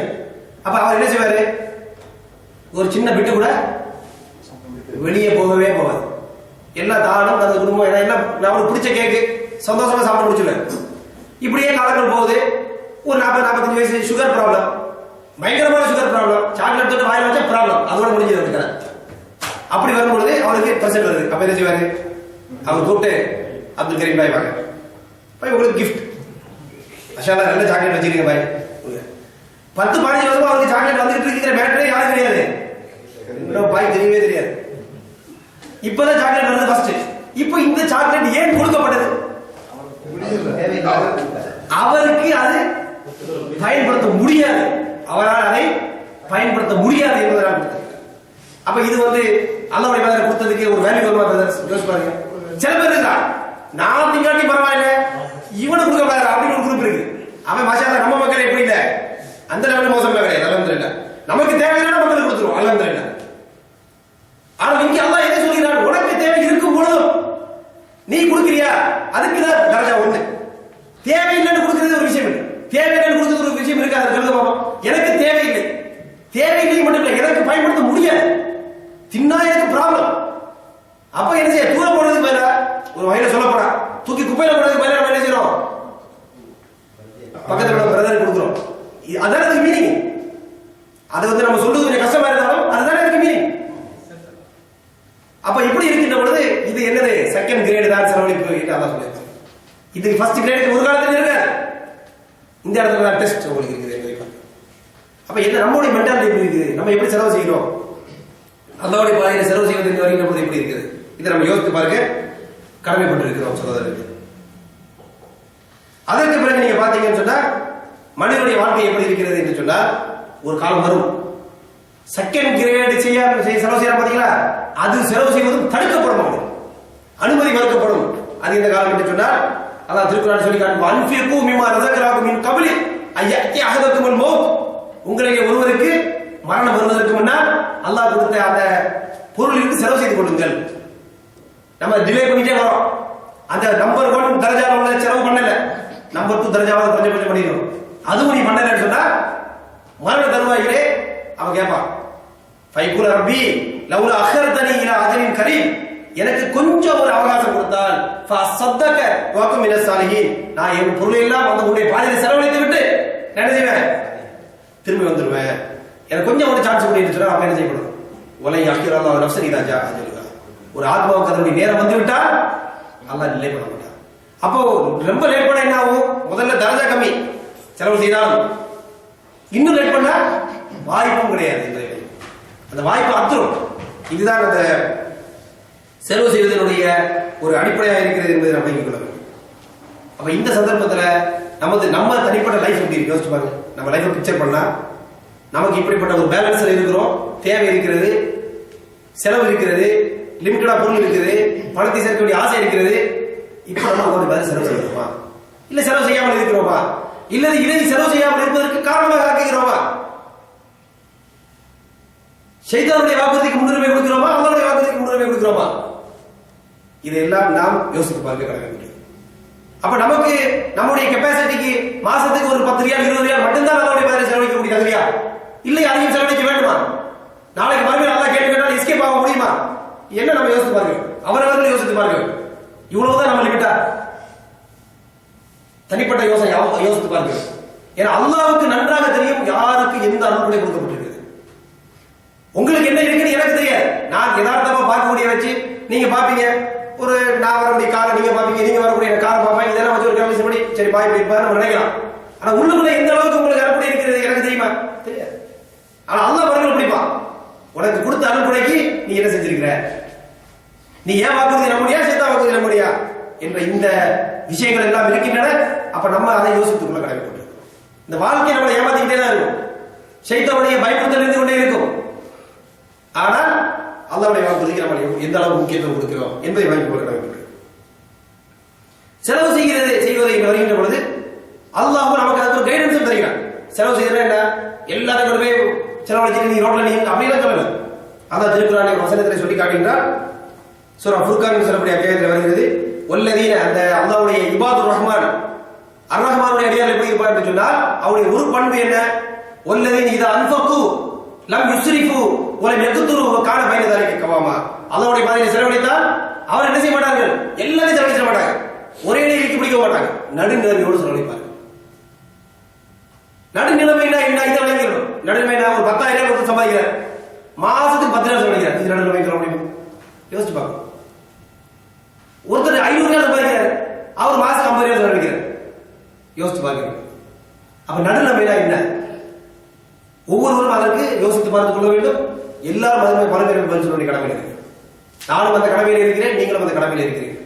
அப்ப அல்லாஹ்வுடைய பாதையிலே தாராளமாக ஒரு அந்த நம்முடைய உண்மையான வருமானத்திற்கு ஏற்ப யதார்த்தத்தை விளக்கி ஒரு நியாயமான நன்மையோடு செலவழிக்கக்கூடிய அந்த பக்குவம் நம்மிடம் வர வேண்டும் என்பது மிக முக்கியம். சகோதரர்களை விளக்கிக் கொள்ள கடமைப்பட்டது. முஸ்லீம் அல்லாத எதிரிகள், இஸ்லாத்துடைய எதிரிகள் எப்படிப்பட்டவர்கள் சொன்னால் அல்லாஹ்வுடைய பாதையில் முஸ்லீம்கள் செலவு செய்வதை தடுப்பது அவன் நோக்கமாக இருக்கு. எந்த அளவுக்கு என்றால் சில சந்தர்ப்பத்திலே சில முஸ்லீம்கள் நினைப்பார்கள் அவர்களுக்கு ஒரு ரியால் மட்டும் தான் கொடுக்கக்கூடிய வசதி இருக்கலாம். அப்ப அவங்க என்ன நினைப்பாங்க, இந்த கூட்டத்துல ஒரு 10,000 20,000 ரியால் கலெக்ஷன் ஆகக்கூடிய ஒரு இடத்துல ஒரு ஏதோ ஒரு பொது பணிக்காக யாராவது செய்கிறார்கள், ஒரு ரியால் கொடுக்க வேண்டும் என்ன யோசிப்பார், வெக்கப்படுவார். இந்த ஒரு ரியால் அந்த 20,000க்கு ஒன்று என்ன ஏதாவது மீனிங் இருக்கா? உலகளாவிய அடிப்படையில் பெரிய மீனிங் ஒன்று கிடையாது. அப்ப அவர் யோசிப்பார். ஆனா அல்லாஹ் சுப்ஹானஹு வ தஆலா என்ன சொல்றார், யார்கிட்ட அதுக்கு மரியாதை இருக்கோ இல்லையோ எனக்கு அதுக்கு இஸ்ஸத் இருக்குது, மரியாதை இருக்குது என்று அல்லாஹ் சொல்றார். எந்த அளவுக்கு என்று சொன்னால் ஒரு சந்தர்ப்பத்தில் ரசூல் ஸல்லல்லாஹு அலைஹி வஸல்லம் அவர்கள் தபூக் யுத்தத்தினுடைய அந்த சப்ஜெக்ட் சம்பந்தமாக வரப்பதற்கு முன்னால் திருக்குறான்ல சூரா தௌபாவிலே சொல்லப்படுகிறது. ரசூலுல்லாஹ் வந்து அந்த மக்களிடம் கேட்கிறார்கள், உங்களுடைய சதக்காக்களை தாருங்கள். அப்ப அப்துர் ரஹ்மான் இப்னு அவுஃப் ரலியல்லாஹு அன்ஹு அவர் யாரு, பிசினஸ்மேன், செல்வந்தர் பிசினஸ்மேன். அவர் 4,000 திர்ஹம்களை கொடுக்கிறார். அவருடைய அந்த டைம்ல அவருக்கு இந்த ப்ராப்பர்ட்டி 8,000 திர்ஹம், 50% கொடுக்கிறார் அல்லாஹ்வுடைய பாதையில். அப்ப முனாஃபிகள் சொன்னார்கள், இவர் வந்து மக்கள்கிட்ட பெருமை அளிப்பதற்காக கொடுக்கிறார். அப்துர் ரஹ்மான் இப்னு அவுஃபை விடவில்லை, உங்களை என்னை கிண்டல் பண்ணல, யார் சொல்லப்படுகிறது, அப்துர் ரஹ்மான் இப்னு அவுஃப் ரலியல்லாஹு அன்ஹு அவரையே எப்படி சொன்னாங்க, அல்லாஹ்வுடைய பாதையில கொடுக்கிறது, அல்லாஹ்வுடைய பாதையில கொடுக்கல, இவர் பெருமை அளிக்கிறார், மக்கள் மத்தியில் காட்டுவதற்காக அவர் பப்ளிக்ல கொடுக்கிறார் என்று சொன்னார். அதற்கு பிறகு ஒரு சில சஹாபாக்கள் மூட்டை மூட்டையாக பெருத்த பணத்தை கொடுத்தார்கள், நூற்றுக்கணக்கான மூட்டைகள். பிறகு ஒரு சஹாபி வந்தார், உலகான கையில கொஞ்சம் காண கொடுக்குறாங்க, அதை பார்த்து கிண்டல் அடிக்கிறாங்க. இந்த பேர்ச்சம்பளம் எதுக்கு, எந்த ஓட்டையை அடைக்க போகிறது, அல்லாஹ்வுக்கு ரசூலுக்கு இது எதற்கு தேவை, ஓ பேர்ச்சம்பளத்தால என்ன ஃபாயிதா என்று கிண்டல் அடிக்கிறாங்க. அப்ப அந்த ஒரு ரியால் கொடுக்கக்கூடிய நம்ம சகோதரருக்கு எப்படி இருக்கும், நம்ம ஒரு பெரிய இடத்துல கூப்பிடுறோம், ஒருத்தர் ஒரு ரியால் கொடுக்குற, என்ன ஒரு ரியால், இதை வச்சு என்ன செய்ய முடியும்னு சொன்னா யாராவது ஒரு கிண்டல் அடித்தா அவருக்கு மனசு எப்படி இருக்கும், மனசு என்ன ஆகிடும் அப்படின்னு நொறுங்கிடும். அல்லாஹ் சொன்னா இல்ல இல்ல, அல்லாஹ் இவருடைய டிஃபென்ஸுக்கு வருகிறார். அதை சொன்னா யார் இப்படிப்பட்ட மக்களை கிண்டல் செய்கிறார்களோ அவர்களுக்கு எதிராக அவர்களை அல்லாஹ் கேள்வி செய்கிறார்கள். யாருக்கு டிஃபென்ஸ் இது, குறைஞ்சபட்ச செலவு செஞ்சாலும் என்னென்ன பதில் என்ன இருக்கு, பெருமதியானது. பப்ளிக்கை பத்தி நீங்க பார்க்காதீங்க. என்னிடம் நீங்கள் செய்வது ஒரு ரியாலாக இருந்தாலும் சரி, ஒரு பேர்த்த பழமாக இருந்தாலும் சரி, ஒரு பேர்த்த பழத்தின் துண்டாக இருந்தாலும் சரி, அது சரியான நோக்கத்தோடு சரியான முறையில் சம்பாதிக்கப்பட்டு சரியான நல்ல நோக்கத்தில் செலவழிக்கப்பட்டால் அல்லாஹ்விடம் அதற்கு பெருமதி இருக்கிறது. பல சந்தர்ப்பங்களிலே செலவழிக்கக்கூடிய பெரும் பொருட்களை விட இந்த சின்ன பொருள் மிகப்பெரிய அந்தஸ்தை பெற்றுத்தர வல்லதாக இருக்கிறது என்பதை விளங்கிக் கொள்ள வேண்டும். அப்ப குவான்டிட்டி கம்மியா இருக்குது என்பது பயப்பட வேண்டிய விஷயம் அல்ல. அவரவர்கள் கொடுக்கக்கூடிய அளவு தங்களுடைய பதவிக்கு ஏற்ப செழிப்புக்கு ஏற்ப இருக்கிறதா என்பதை யோசித்து பார்த்துக் கொள்ள வேண்டும். ஆனால் அல்லாஹ்வுடைய பார்வையிலே எந்த அளவுக்கு அவை செலவு செய்யப்பட்டாலும் அது கண்ணியத்துக்குரியதுதான், அந்தஸ்துக்குரியதுதான் என்பதை நாம் விளங்கிக் கொள்ள கடமைப்பட்டிருக்கிறோம். இதையும் திருக்குறானுடைய சூரா தௌபா என்று சொல்லக்கூடிய அத்தியாயத்திலே 79 வசனத்திலே இந்த விஷயத்தை அல்லாஹ் சுப்ஹானஹு வ தஆலா சொல்லி காட்டுகிறார். எந்த அளவுக்கு என்று சொன்னால் அல்லாஹ்வுடைய பாதையிலே ஹலாலாக சம்பாதித்து ஒரே ஒரு பேரித்த பழத்தை கொடுத்தாலும் அதை அல்லாஹ் தனது வழக்கரத்திலே பெற்றுக் கொள்கிறார். பெற்றுக்கொண்டு அதை அல்லாஹ் வளர்த்துகிறார். எப்படி வளர்த்துறான்? எப்படி நீங்க ஒரு குதிரை குட்டியை வளர்ப்பீங்களோ அப்படி வளர்க்கிறான். வளர்த்து வளர்த்து வளர்த்து இது ஒரு பெரிய மலை அளவுக்கு மாறுகிறது. அப்படி பெரிய கூலியை தரக்கூடிய அளவுக்கு அதை வளர்த்துகிறார். இந்த அளவுக்கு பெரும் கூலியை நீங்கள் அல்லாஹ்விடம் எதிர்பார்க்க முடியும். சரியான முறையில் செலவழித்தார் என்பதை விளங்கி. அடுத்து பாருங்க, நபிகளார் ஸல்லல்லாஹு அலைஹி வஸல்லம் ஒரு ஹதீஸ்ல சொல்றாங்க, அன்ஃபிக் இப்னு ஆதம் உன்ஃபிக் அலைக. ஆதமுடைய மகனே நீ செலவழி. எப்படி செலவழிக்கிறோம்? அல்லாஹ்வுடைய பாதையில் செலவழி. செலவழித்தால் உனக்கு செலவழிக்கப்படும். யார் செலவழிப்பா? அல்லாஹ் செலவழிப்பார் என்று சொல்வதை பாருங்க.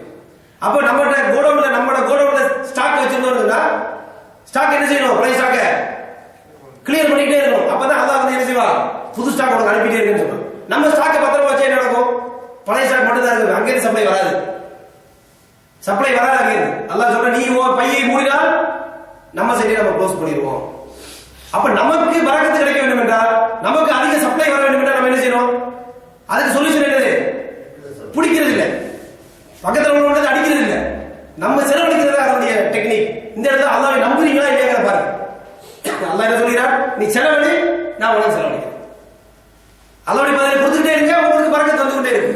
உங்க வேற ஹவுஸ் கிளியர் பண்ணிட்டே இருங்க, சப்ளை வந்துட்டே இருக்கும். ஸ்டாக் வச்சா என்ன ஆகும்? அங்கே ஃபுல்லா ஸ்டாக் ஆகும். இந்த ஹதீஸிலே அந்த கருத்தை அல்லாஹ் பதிவு செய்வதை பார்க்கிறோம். அல்லாஹ்வுடைய பாதையிலே நம்ம தாராளமாக செலவு செய்தால் நமக்கு அதிகமான செல்வ செழிப்பு கிடைப்பதற்கு அது காரணமாக மாறுகிறது. இப்ப நமக்கு பொருள் அடிக்கிறதுக்கு என்ன செய்யணும்? வட்டியை வாங்குறது இல்லை, அடுத்த பொருள் அடிக்கிறது இல்லை, நம்ம வியாபாரம் செய்வதில்லை. அல்லாஹ்வுடைய பாதையில் செலவழிக்க வேண்டும். அது செலவு செய்ய நடக்கும், நமக்கு பொருள் அதிகம் வரும் என்று அல்லாஹ் சொல்வதை பார்க்கிறோம். அந்த ஈக்குவேஷன் டோட்டலி ஆப்போசிட் ஈக்குவேஷன். சைத்தான் தரக்கூடிய கால்குலேஷன் படி போனா நடக்கும்? வட்டி வாங்கணும், கொஞ்சம் நம்பர் 2 சீட்டிங் எல்லாம் பண்ண அப்பதான் சைத்தான் ட்ராக் இருக்கும். அதை அப்படியே கொண்டு போய் கபர் குழியில கொண்டு போய் சேர்த்து அல்லாஹ்வுடைய ட்ராக் நீ செலவழி தாராளமா, அல்லாஹ்வுடைய பாதை செலவழி, உனக்கே நான் செழிப்பு தந்துகிட்டே இருப்பேன். இந்த இடத்துல தவக்குல், அல்லாஹ் தருவான நம்பிக்கை, அல்லாஹ்வுடைய வாக்குறுதி மீது பூர்ண உறுதி. நாம் அல்லாஹ்விடம் செய்த வியாபாரத்துல நமது பகுதியை நிறைவேற்றினால் அல்லாஹ் அவனுடைய நிறைவேற்ற வேண்டும், நிறைவேற்றுவான நம்பிக்கை. இதெல்லாம் அந்த ஈக்குவேஷன் இருக்கு என்பதை பார்த்துக்கலாம். இதான் அந்த யதார்த்தம். இதை விளங்கிக் கொள்ள நாம் கடமைப்பட்டிருக்கிறோம். இறுதியாக திருக்குறள் இன்னும் பல விஷயங்களை நம்ம சொல்ல முடியும். உதாரணமாக ஒரு ஹதீஸ்ல நம்ம சொல்லப்படுகிறது, டெய்லி காலையில 2 மலக்கு இறங்குறாங்க. இறங்கி ஒரு மலக்கு துவா செய்கிறார், அல்லாஹும்ம ஆதி முன்ஃபிகன் கலஃபா. யார் அல்லாஹ்வுடைய பாதையில் செலவழிக்கிறார்களோ அவர்களுக்கு நீ அதுக்கு பதிலாக என்ன செய்ய? நன்மையை கொடு என்ற கருத்திலே அவர்கள் துவா செய்கிறார்கள். அல்லாஹும்ம ஆதி மும்சிகன் தலஃபா. யார் பிடித்து வைத்துக் கொள்கிறாரோ, யார் செலவழிக்காமல் இருக்கிறார்களோ அவருக்கு என்ன செய்? அவர்களுக்கு அழிவைத்தார் என்ற அடிப்படையிலே டெய்லி துவா கேட்கப்படுகிறது என்பதை வாங்கிக்கொள்ள வேண்டும். அப்ப டெய்லி நம்ம செலவழிச்சா நமக்கு டெய்லி இந்த துவா, செலவழிக்காம இருந்தா மைனஸ் ப்ராப்ளம் இருக்கு. இந்த ரெண்டையும் நாம் விளங்கிக் கொள்ள கடமைப்பட்டிருக்கிறோம். இறுதியாக இந்த சதக்காவை பொறுத்த வரைக்கும் அதனுடைய ஃபதுலுகள் சிறப்புகள் என்று பார்த்தா நிறைய சிறப்பு இருக்கு. நம்ம சொன்ன மாதிரி இறந்த பிறகு சதக்கா நன்மை தர முடியும். அதே போல சதக்கா ஒருவருடைய வாழ்நாள் நீடிக்க வேண்டும் என்று சொன்னால் அதற்கு ஒரு மிக அற்புதமான வழி அல்லாஹ்வுடைய பாதையில் செலவழிப்பது. அதே போல ஒருவனுக்கு நோய் ஏற்பட்டால் நோய்க்கு நிவாரணமாக சதக்கா செய்வதன் மூலமாக நோய் நிவாரணமாக அதை தேடிக்கொள்ள முடியும். இப்படி அதே போல விதியிலே ஏதாவது ஷர் மோசமானவைகள் நமக்கு விதிக்கப்பட்டிருந்தால் அதை சதக்கா என்ன செய்து அதை தடுப்பதற்கு போதுமானதாக இருக்கிறது என்று நம்ம அடுக்கிக்கிட்டே போறோம். அல்லாஹ்வுடைய பாதையில் செலவு செய்தால் பொருளின் மீது பற்றற்ற தன்மை நமக்கு வரும். பிடிச்சிக்கிட்டே இருந்தா என்ன இருக்கும்? பயந்துட்டே இருக்கும். பொருள் போட பிரச்சனை, மனசு டென்ஷன்லே இருக்கும். கொஞ்சம் தாராளமாக செலவு செஞ்சு பழகுங்க. இன்ஷா அல்லாஹ் தஆலா நம்ம பழகணும் என்று சொன்னா பொருள் வந்து நமக்கு ஒரு அளவுகளா இருக்கு. நமக்கு மனசுக்கும் பொருளுக்கு இடையில உள்ள அந்த ஒரு புடி லூஸ் ஆயிடும். அந்த பற்றற்ற தன்மை கொஞ்சம் ஏற்படும். அப்பதான் லைஃப் நம்ம ரிலாக்ஸா வாழ முடியும்.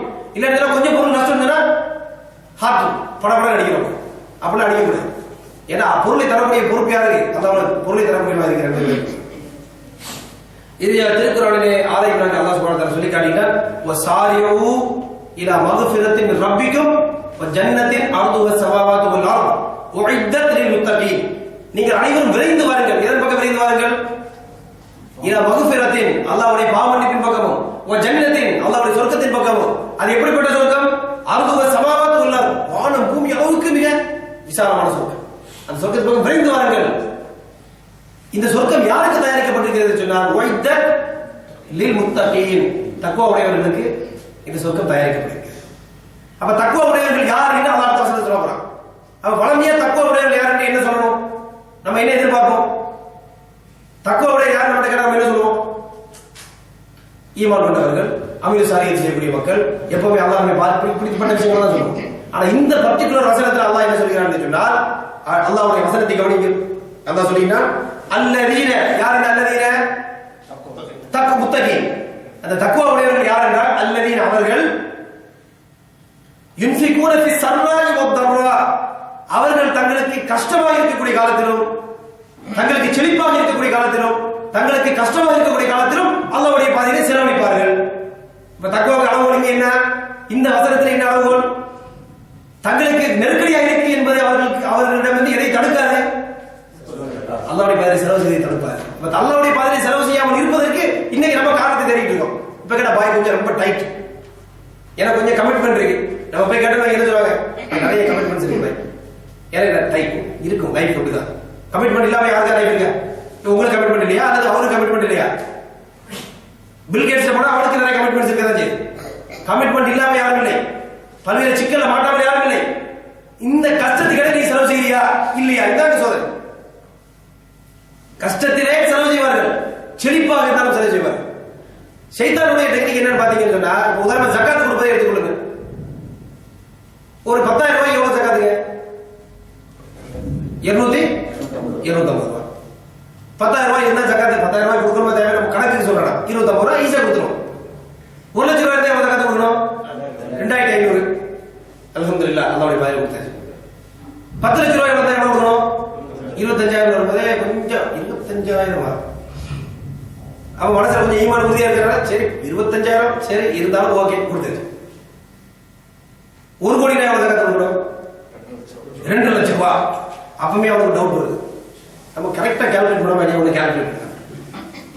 திரும்ப ஒரு கால்குலேஷன், அதே 2.5 lakhs 2 லட்சம் வருது. அவனுக்கு டவுட் வருது, 2 லட்சம் கரெக்டா நம்ம கால்குலேஷன் பண்றது 2.5% கரெக்டா? பல மாதிரி பயம் பண்ணுது. எது என்ன எங்க வேலை செய்யுது? சைத்தான் போறாடே, நீ 2 லட்சம் கொடுத்தா கூட்டிட்டே பாரு, 2 லட்சம்னா நடுவோடு நான் பயம் வருது. 2 லட்சம் அவனை கால்குலேஷன் பண்ற, 2 லட்சம் அப்படியே யோசிக்கலாம். மனசு பல மாதிரி கேன்சல் பண்ணுது. அப்பதான் மூலவையெல்லாம் சந்திக்கிறான். சரி, இந்த ஜக்காத்து கொடுக்குற அந்த ரூல்ஸ் இருக்குல்ல, டவுட்லாம் வருஷமா அந்த பணம் கால்குலேஷன் வருது. அசையும் ப்ராப்பர்ட்டி, அசையா ப்ராப்பர்ட்டி 10 கோடி எவ்வளவு கொடுக்குற ஜக்காத்து? 25 லட்சம். அவனுக்கு ஃபுல் ப்ராப்ளம். உடனே கேட்கிறேன் 2% 2.5% கரெக்டா? எந்த கேல்குலேட்டர் நம்பிக்கிறேன் 25 லட்சம் கொஞ்சம் டூ மச். அதே இது ஏதோ சம்திங் கரெக்டா நம்ம பண்ற ரூட் சரிதானா? இல்ல யோசனை வருது. கையில இருந்து 25 வெளியே போறது ரொம்ப யோசனை. போகும்போது அவனுக்கு என்ன 10 கோடி 25 லட்சம் போனா தெரிய மாட்டேங்குது. மனசு தடுமாறவில்லை சொல்லுங்க பாப்பா. யாராவது அங்கதான் உங்களை டெஸ்ட் பண்றான். நீ ஒரு 2,500 போது முடிக்குமான நீ சொன்ன, நீ நோ ப்ராப்ளம். 25,000 வரைக்கும் ஒரு மாதிரி பரவாயில்லைன்னு சொன்ன, 2 லட்சத்துக்கு தடுமாறினா 25 கொடுக்க மறுக்கிறேன். கொடுப்பதற்கு மனசை கேட்க மாட்டேங்குது, அக்செப்ட் பண்ண முடிய மாட்டேன். அங்கதான் டெஸ்ட். ஆனா அங்க என்ன யோசிக்கல அந்த மனசை? 2,500 ரூபாய் நீ கொடுக்கும் பொழுது உனக்கு எவ்வளவு இருந்துச்சு? நீ 10 லட்சத்துக்கு சொந்தக்காரா இருந்த. ஆனா இன்னைக்கு மாஷா அல்லாஹ் 10 கோடிக்கு நீ சொந்தக்காரா இருக்க. இது யார் கொடுத்தா? அந்த வரக்கத்தை நீ நினைச்சு இந்த 25 கொடுக்கற சந்தோஷப்படுவியா? அவ என்ன நமக்கு மனசு சொல்லுது? இவன் பரவாயில்ல 10 லட்சம் இவன் சிம்பிளா 2,500 ஈஸியா கொடுத்துட்டா. நம்ம நிலைமை எவ்வளவு கஷ்டம்? யார் நம்ம கஷ்டம்? உண்மையிலே அவன் நிலைமை கஷ்டம். ஏன்னா அவனுக்கு மொத்தம் இருக்கு ப்ராப்பர்ட்டி எவ்வளோ? 10 லட்சம். உன்கிட்ட 10 கோடி இருக்குது. ஆனா அவன் கம்மியா கொடுக்கிறான் என்பது உனக்கு மனசுல எப்படி இருக்குது? அவன் மாஷா அல்லாஹ் லக்கு 2,500 வேற முடியுது, நம்ம 25 கொடுக்க வேண்டியது. மனசு கேட்காத ஈஸியா. அந்த இடத்துலதான் அல்லாஹ் டெஸ்ட். இந்த இடத்துலதான் ஷைத்தான் அவனுடைய அந்த யாயிதுக்குமுல் ஃபக்ர் அந்த வெயிட்டான வாதத்தை எடுத்துக்கிறான். அதே போல பிசினஸ் அல்லாஹ் கொடுக்கிற 700 டைம்ஸ் உனக்கு பிசினஸ். நம்ம மக்கள் பிசினஸ் டீலிங் வருது 10% ப்ராஃபிட். பிசினஸ்ல இன்வெஸ்ட் பண்ணுங்க. உடனே நம்ம வந்து 10 கேள்வி, இது இஸ்லாம் ரைட்ல ஹலாலா? இந்த ரூல்ஸ் ஹராம். நிறைய ரூல்ஸ் எல்லாம் பேசப்படுது. 20% ப்ராஃபிட். ரூல்ஸ் பேசுறது கொஞ்சம் குறைஞ்சிருக்கு. 50% ப்ராஃபிட். ரூல்ஸ் பேச்சா ரொம்ப கம்மி. பை என்ன நீங்க ஹலாலா? பை 50% ப்ராஃபிட். இஸ்லாமிய சட்டப்படி ஏதோ கொஞ்சம் ஹராமா இருக்கு. பை 50% ப்ராஃபிட். அதை கவனிங்க. அது ரூல்ஸ் எல்லாம் எப்படி பார்க்க கூடாது, அதை வேற மாதிரி பார்க்கணும். இது வருதா இல்லையா? அப்ப 50% ப்ராஃபிட்னு சொன்னா இஸ்லாமிக் சட்டமே கிடையாது. 100% ரிட்டர்ன் வைங்க. இஸ்லாத்தை பத்தி பேசிக்க ஆள் கிடையாது. எல்லாரும் இன்வெஸ்ட்மெண்ட், பெரிய பெரிய முத்தாவா எல்லாம் இன்வெஸ்ட்மெண்ட். என்னப்பா 2 டைம்ஸ் ப்ராஃபிட்? ஏங்க இஸ்லாமிக் ப்ராஃபிட்டை கவனிங்க. இப்படி நம்ம செய்யறோமா இல்லையா? செய்தா இந்த மாதிரி வேலையை போறோம்னா இல்லையா? இந்த இடத்துல நம்ம யோசிக்கணும். அல்லாஹ் இங்க என்ன சொல்றா? செலவழிக்கிற எப்படி? எப்ப சர்வாய் வந்தாரா, நீங்கள் செழிப்பாக இருக்கின்ற பொழுதும் கஷ்டத்தில் இருக்கின்ற பொழுதும் செலவழிக்க வேண்டும். இதுதான் ஒரு செழிப்பா இருக்கும் பொழுது செலவழிக்கிற பிரச்சனை. 25 லட்சமா இவ்வளவு பெரிய அமௌண்ட் நம்ம கொடுக்க முடியாது. செழிப்பா இருக்கும்போது எதை கொடுக்க ஆசைப்படுறா? ஒரு தாராளமா ஒரு 1000 ரூபாய் 2000 ரூபாய் சதவீதம் கொடுக்க ஆசைப்படுகிறது. 1000 2000 ரூபாய் யாருக்கு பத்தும்? உன்கிட்ட இருக்கக்கூடிய ப்ராப்பர்ட்டி என்ன? பல கோடிக்கு நீ சொந்தக்காரன். நீ பல லட்சங்களுக்கு செலவழித்து தான் ஆகும். நீ 10 லட்சங்களுக்கு சொந்தக்காரன் தான் சில 1000 ரூபாய் செலவழி. பல கோடிக்கு சொந்தக்காரன் பல லட்சங்களை செலவழிக்க வேண்டும். அப்ப செலவழிக்க மனசு வர மாட்டேங்குது. அதை செழிப்பா இருக்கும் பொழுது செலவழிக்கணும், அது பிரச்சனை இருக்கு. கஷ்டத்துல என்ன செலவழிக்கிறேன்? எனக்கு நிறைய கமிட்மெண்ட்ஸ், இப்ப நான் செலவழிக்க முடியாது. எதுக்கு 50,000 ரூபாய் கேட்டது இந்த பிரச்சனை. அங்க கமிட்மெண்ட் எத்தனை இருக்கு? 50 லட்சத்துக்கு ஒரு கடன் இருக்கு. 50 லட்சம் கடனை கொண்டு போய் இந்த 50,000 என்ன செய்வேன்? அதனால சாப்பிடாம இருக்கியா? அல்லது டெய்லி லைஃப்ல ஏதாவது குறைவு இருக்கிறதா? இல்லை. மற்ற செலவுகளும் பார்க்கத்தான் நடக்குது. அல்லாஹ்வுடைய பதிலை கொடுன்னு சொன்னா எல்லா கால்குலேஷனும் வருது. இதை நான் விளக்கி உள்ள கடமை. இப்படி பலத்திலும் கஷ்டத்திலும் தாராளமான முறையில் யார் செலவு செய்கிறார்களோ அவர்கள் முத்தகீன்கள். எப்படிப்பட்ட முத்தகீன்கள்? வானபூமி அளவு விசாலமான சொர்க்கத்திற்கு தகுதியான முத்தகீன்களுடைய மிக ஒரு முக்கியமான பண்பு என்று அல்லாஹ் வசனத்தை சொல்லுகிறார். ஆகவே அல்லாஹ் சுப்ஹானஹு வ தஆலா நாம் அனைவரும் கொஞ்சம் உட்கார்ந்து நமது வாழ்க்கையை யோசித்து பார்க்க வேண்டும். இப்படி டெய்லி பிசினஸ் ப்ராஜெக்ட் அப்படின்னு போயிட்டே இருந்தா என்ன ஆகும்? கடைசி எங்க போய் சேருவோம்? நேராக தான் டக்குனு ஒரு ஸ்ட்ரோக் வரும், அல்லது ஒரு ஆக்சிடென்ட் வரும், படுத்த படுக்கை ஆகி அப்படி போகும், இல்லாட்டி நேரம் உள்ள போயிடும். இந்த ரெண்டு தான் நடக்குமே இல்லாம நடுவில் நம்ம நின்று யோசிக்க மாட்டோம். ஆகவே சொன்ன மாதிரி நம்ம லாஸ்ட் டைம் ஒரு ப்ரோக்ராம் கூட இந்த கைர் முஸ்லிம் தாவா ப்ரோக்ராம் கூட சொல்லுவோம். தயவுசெய்து ஒரு 2 நாள் லீவ் போட்டு யோசிங்க, பிரச்சனை இல்லை. ஒரு 2 நாள் லீவ் போட்டுட்டு நம்ம லைஃப் பத்தி யோசிச்சு பார்த்து நம்ம யதார்த்தத்துல ஒரு விவரமாக வேலை செஞ்சுட்டு இருக்கோமா? நம்ம லைஃப் போற டைரக்ஷன் சரிதானா? அல்லாஹ்வுடைய பாதையில் செலவழிக்க வேண்டும் என்பதில் நம்ம எந்த அளவுக்கு கவனமா இருக்கிறோம்? நமக்கு அல்லாஹ் கொடுத்த அளவுக்கு அந்த ஃபضலுக்கு ஏற்ப நம்ம ஏதாவது ஏற்பாடுகளை செய்கிறோமா, செலவு செய்கிறோமா என்பதை நானும் மிக தீவிரமாக யோசித்து பார்க்க வேண்டும். நீங்களும் இன்ஷா அல்லாஹ் தஆலா யோசித்து பாருங்கள். அல்லாஹ் சுப்ஹானஹு வ தஆலா அல்லாஹ்வுடைய பாதையிலே தாராளமான முறையில் செலவு செய்யக்கூடிய மக்களாக செலவு செய்வதன் மூலமாக அதிகம் நமக்கு செல்வ செழிப்பை அல்லாஹ் தர வேண்டும். அதை கொண்டு மேலும் மேலும் அல்லாஹ்வுடைய பாதையிலே தாராளமாக செலவு செய்து மிகப்பெரிய மக்களுக்கு சேவை செய்யக்கூடிய அல்லாஹ்வுடைய திருப்பத்தை பெறக்கூடிய பல்வேறு ஏற்பாடுகளை செய்யக்கூடிய மக்களாக அல்லாஹ் கபூல் செய்து கொள்ள வேண்டும். அல்லாஹ்வுடைய பாதையிலே செய்யக்கூடிய செலவுகள் எல்லாம் இக்லாஸான செலவுகளாக அல்லாஹ் பொருந்திக் கொண்டு மறுமையிலே உயர்ந்த சொர்க்கத்தை தர வேண்டும் என்று பிரார்த்தித்தவராக எனது உரையை முடித்துக் கொள்கின்றேன். வாஹிர் தஅவானா அல்ஹம்துலில்லாஹி ரப்பில் ஆலமீன். அஸ்ஸலாமு அலைக்கும் வரஹ்மத்துல்லாஹி வபரகாத்துஹு.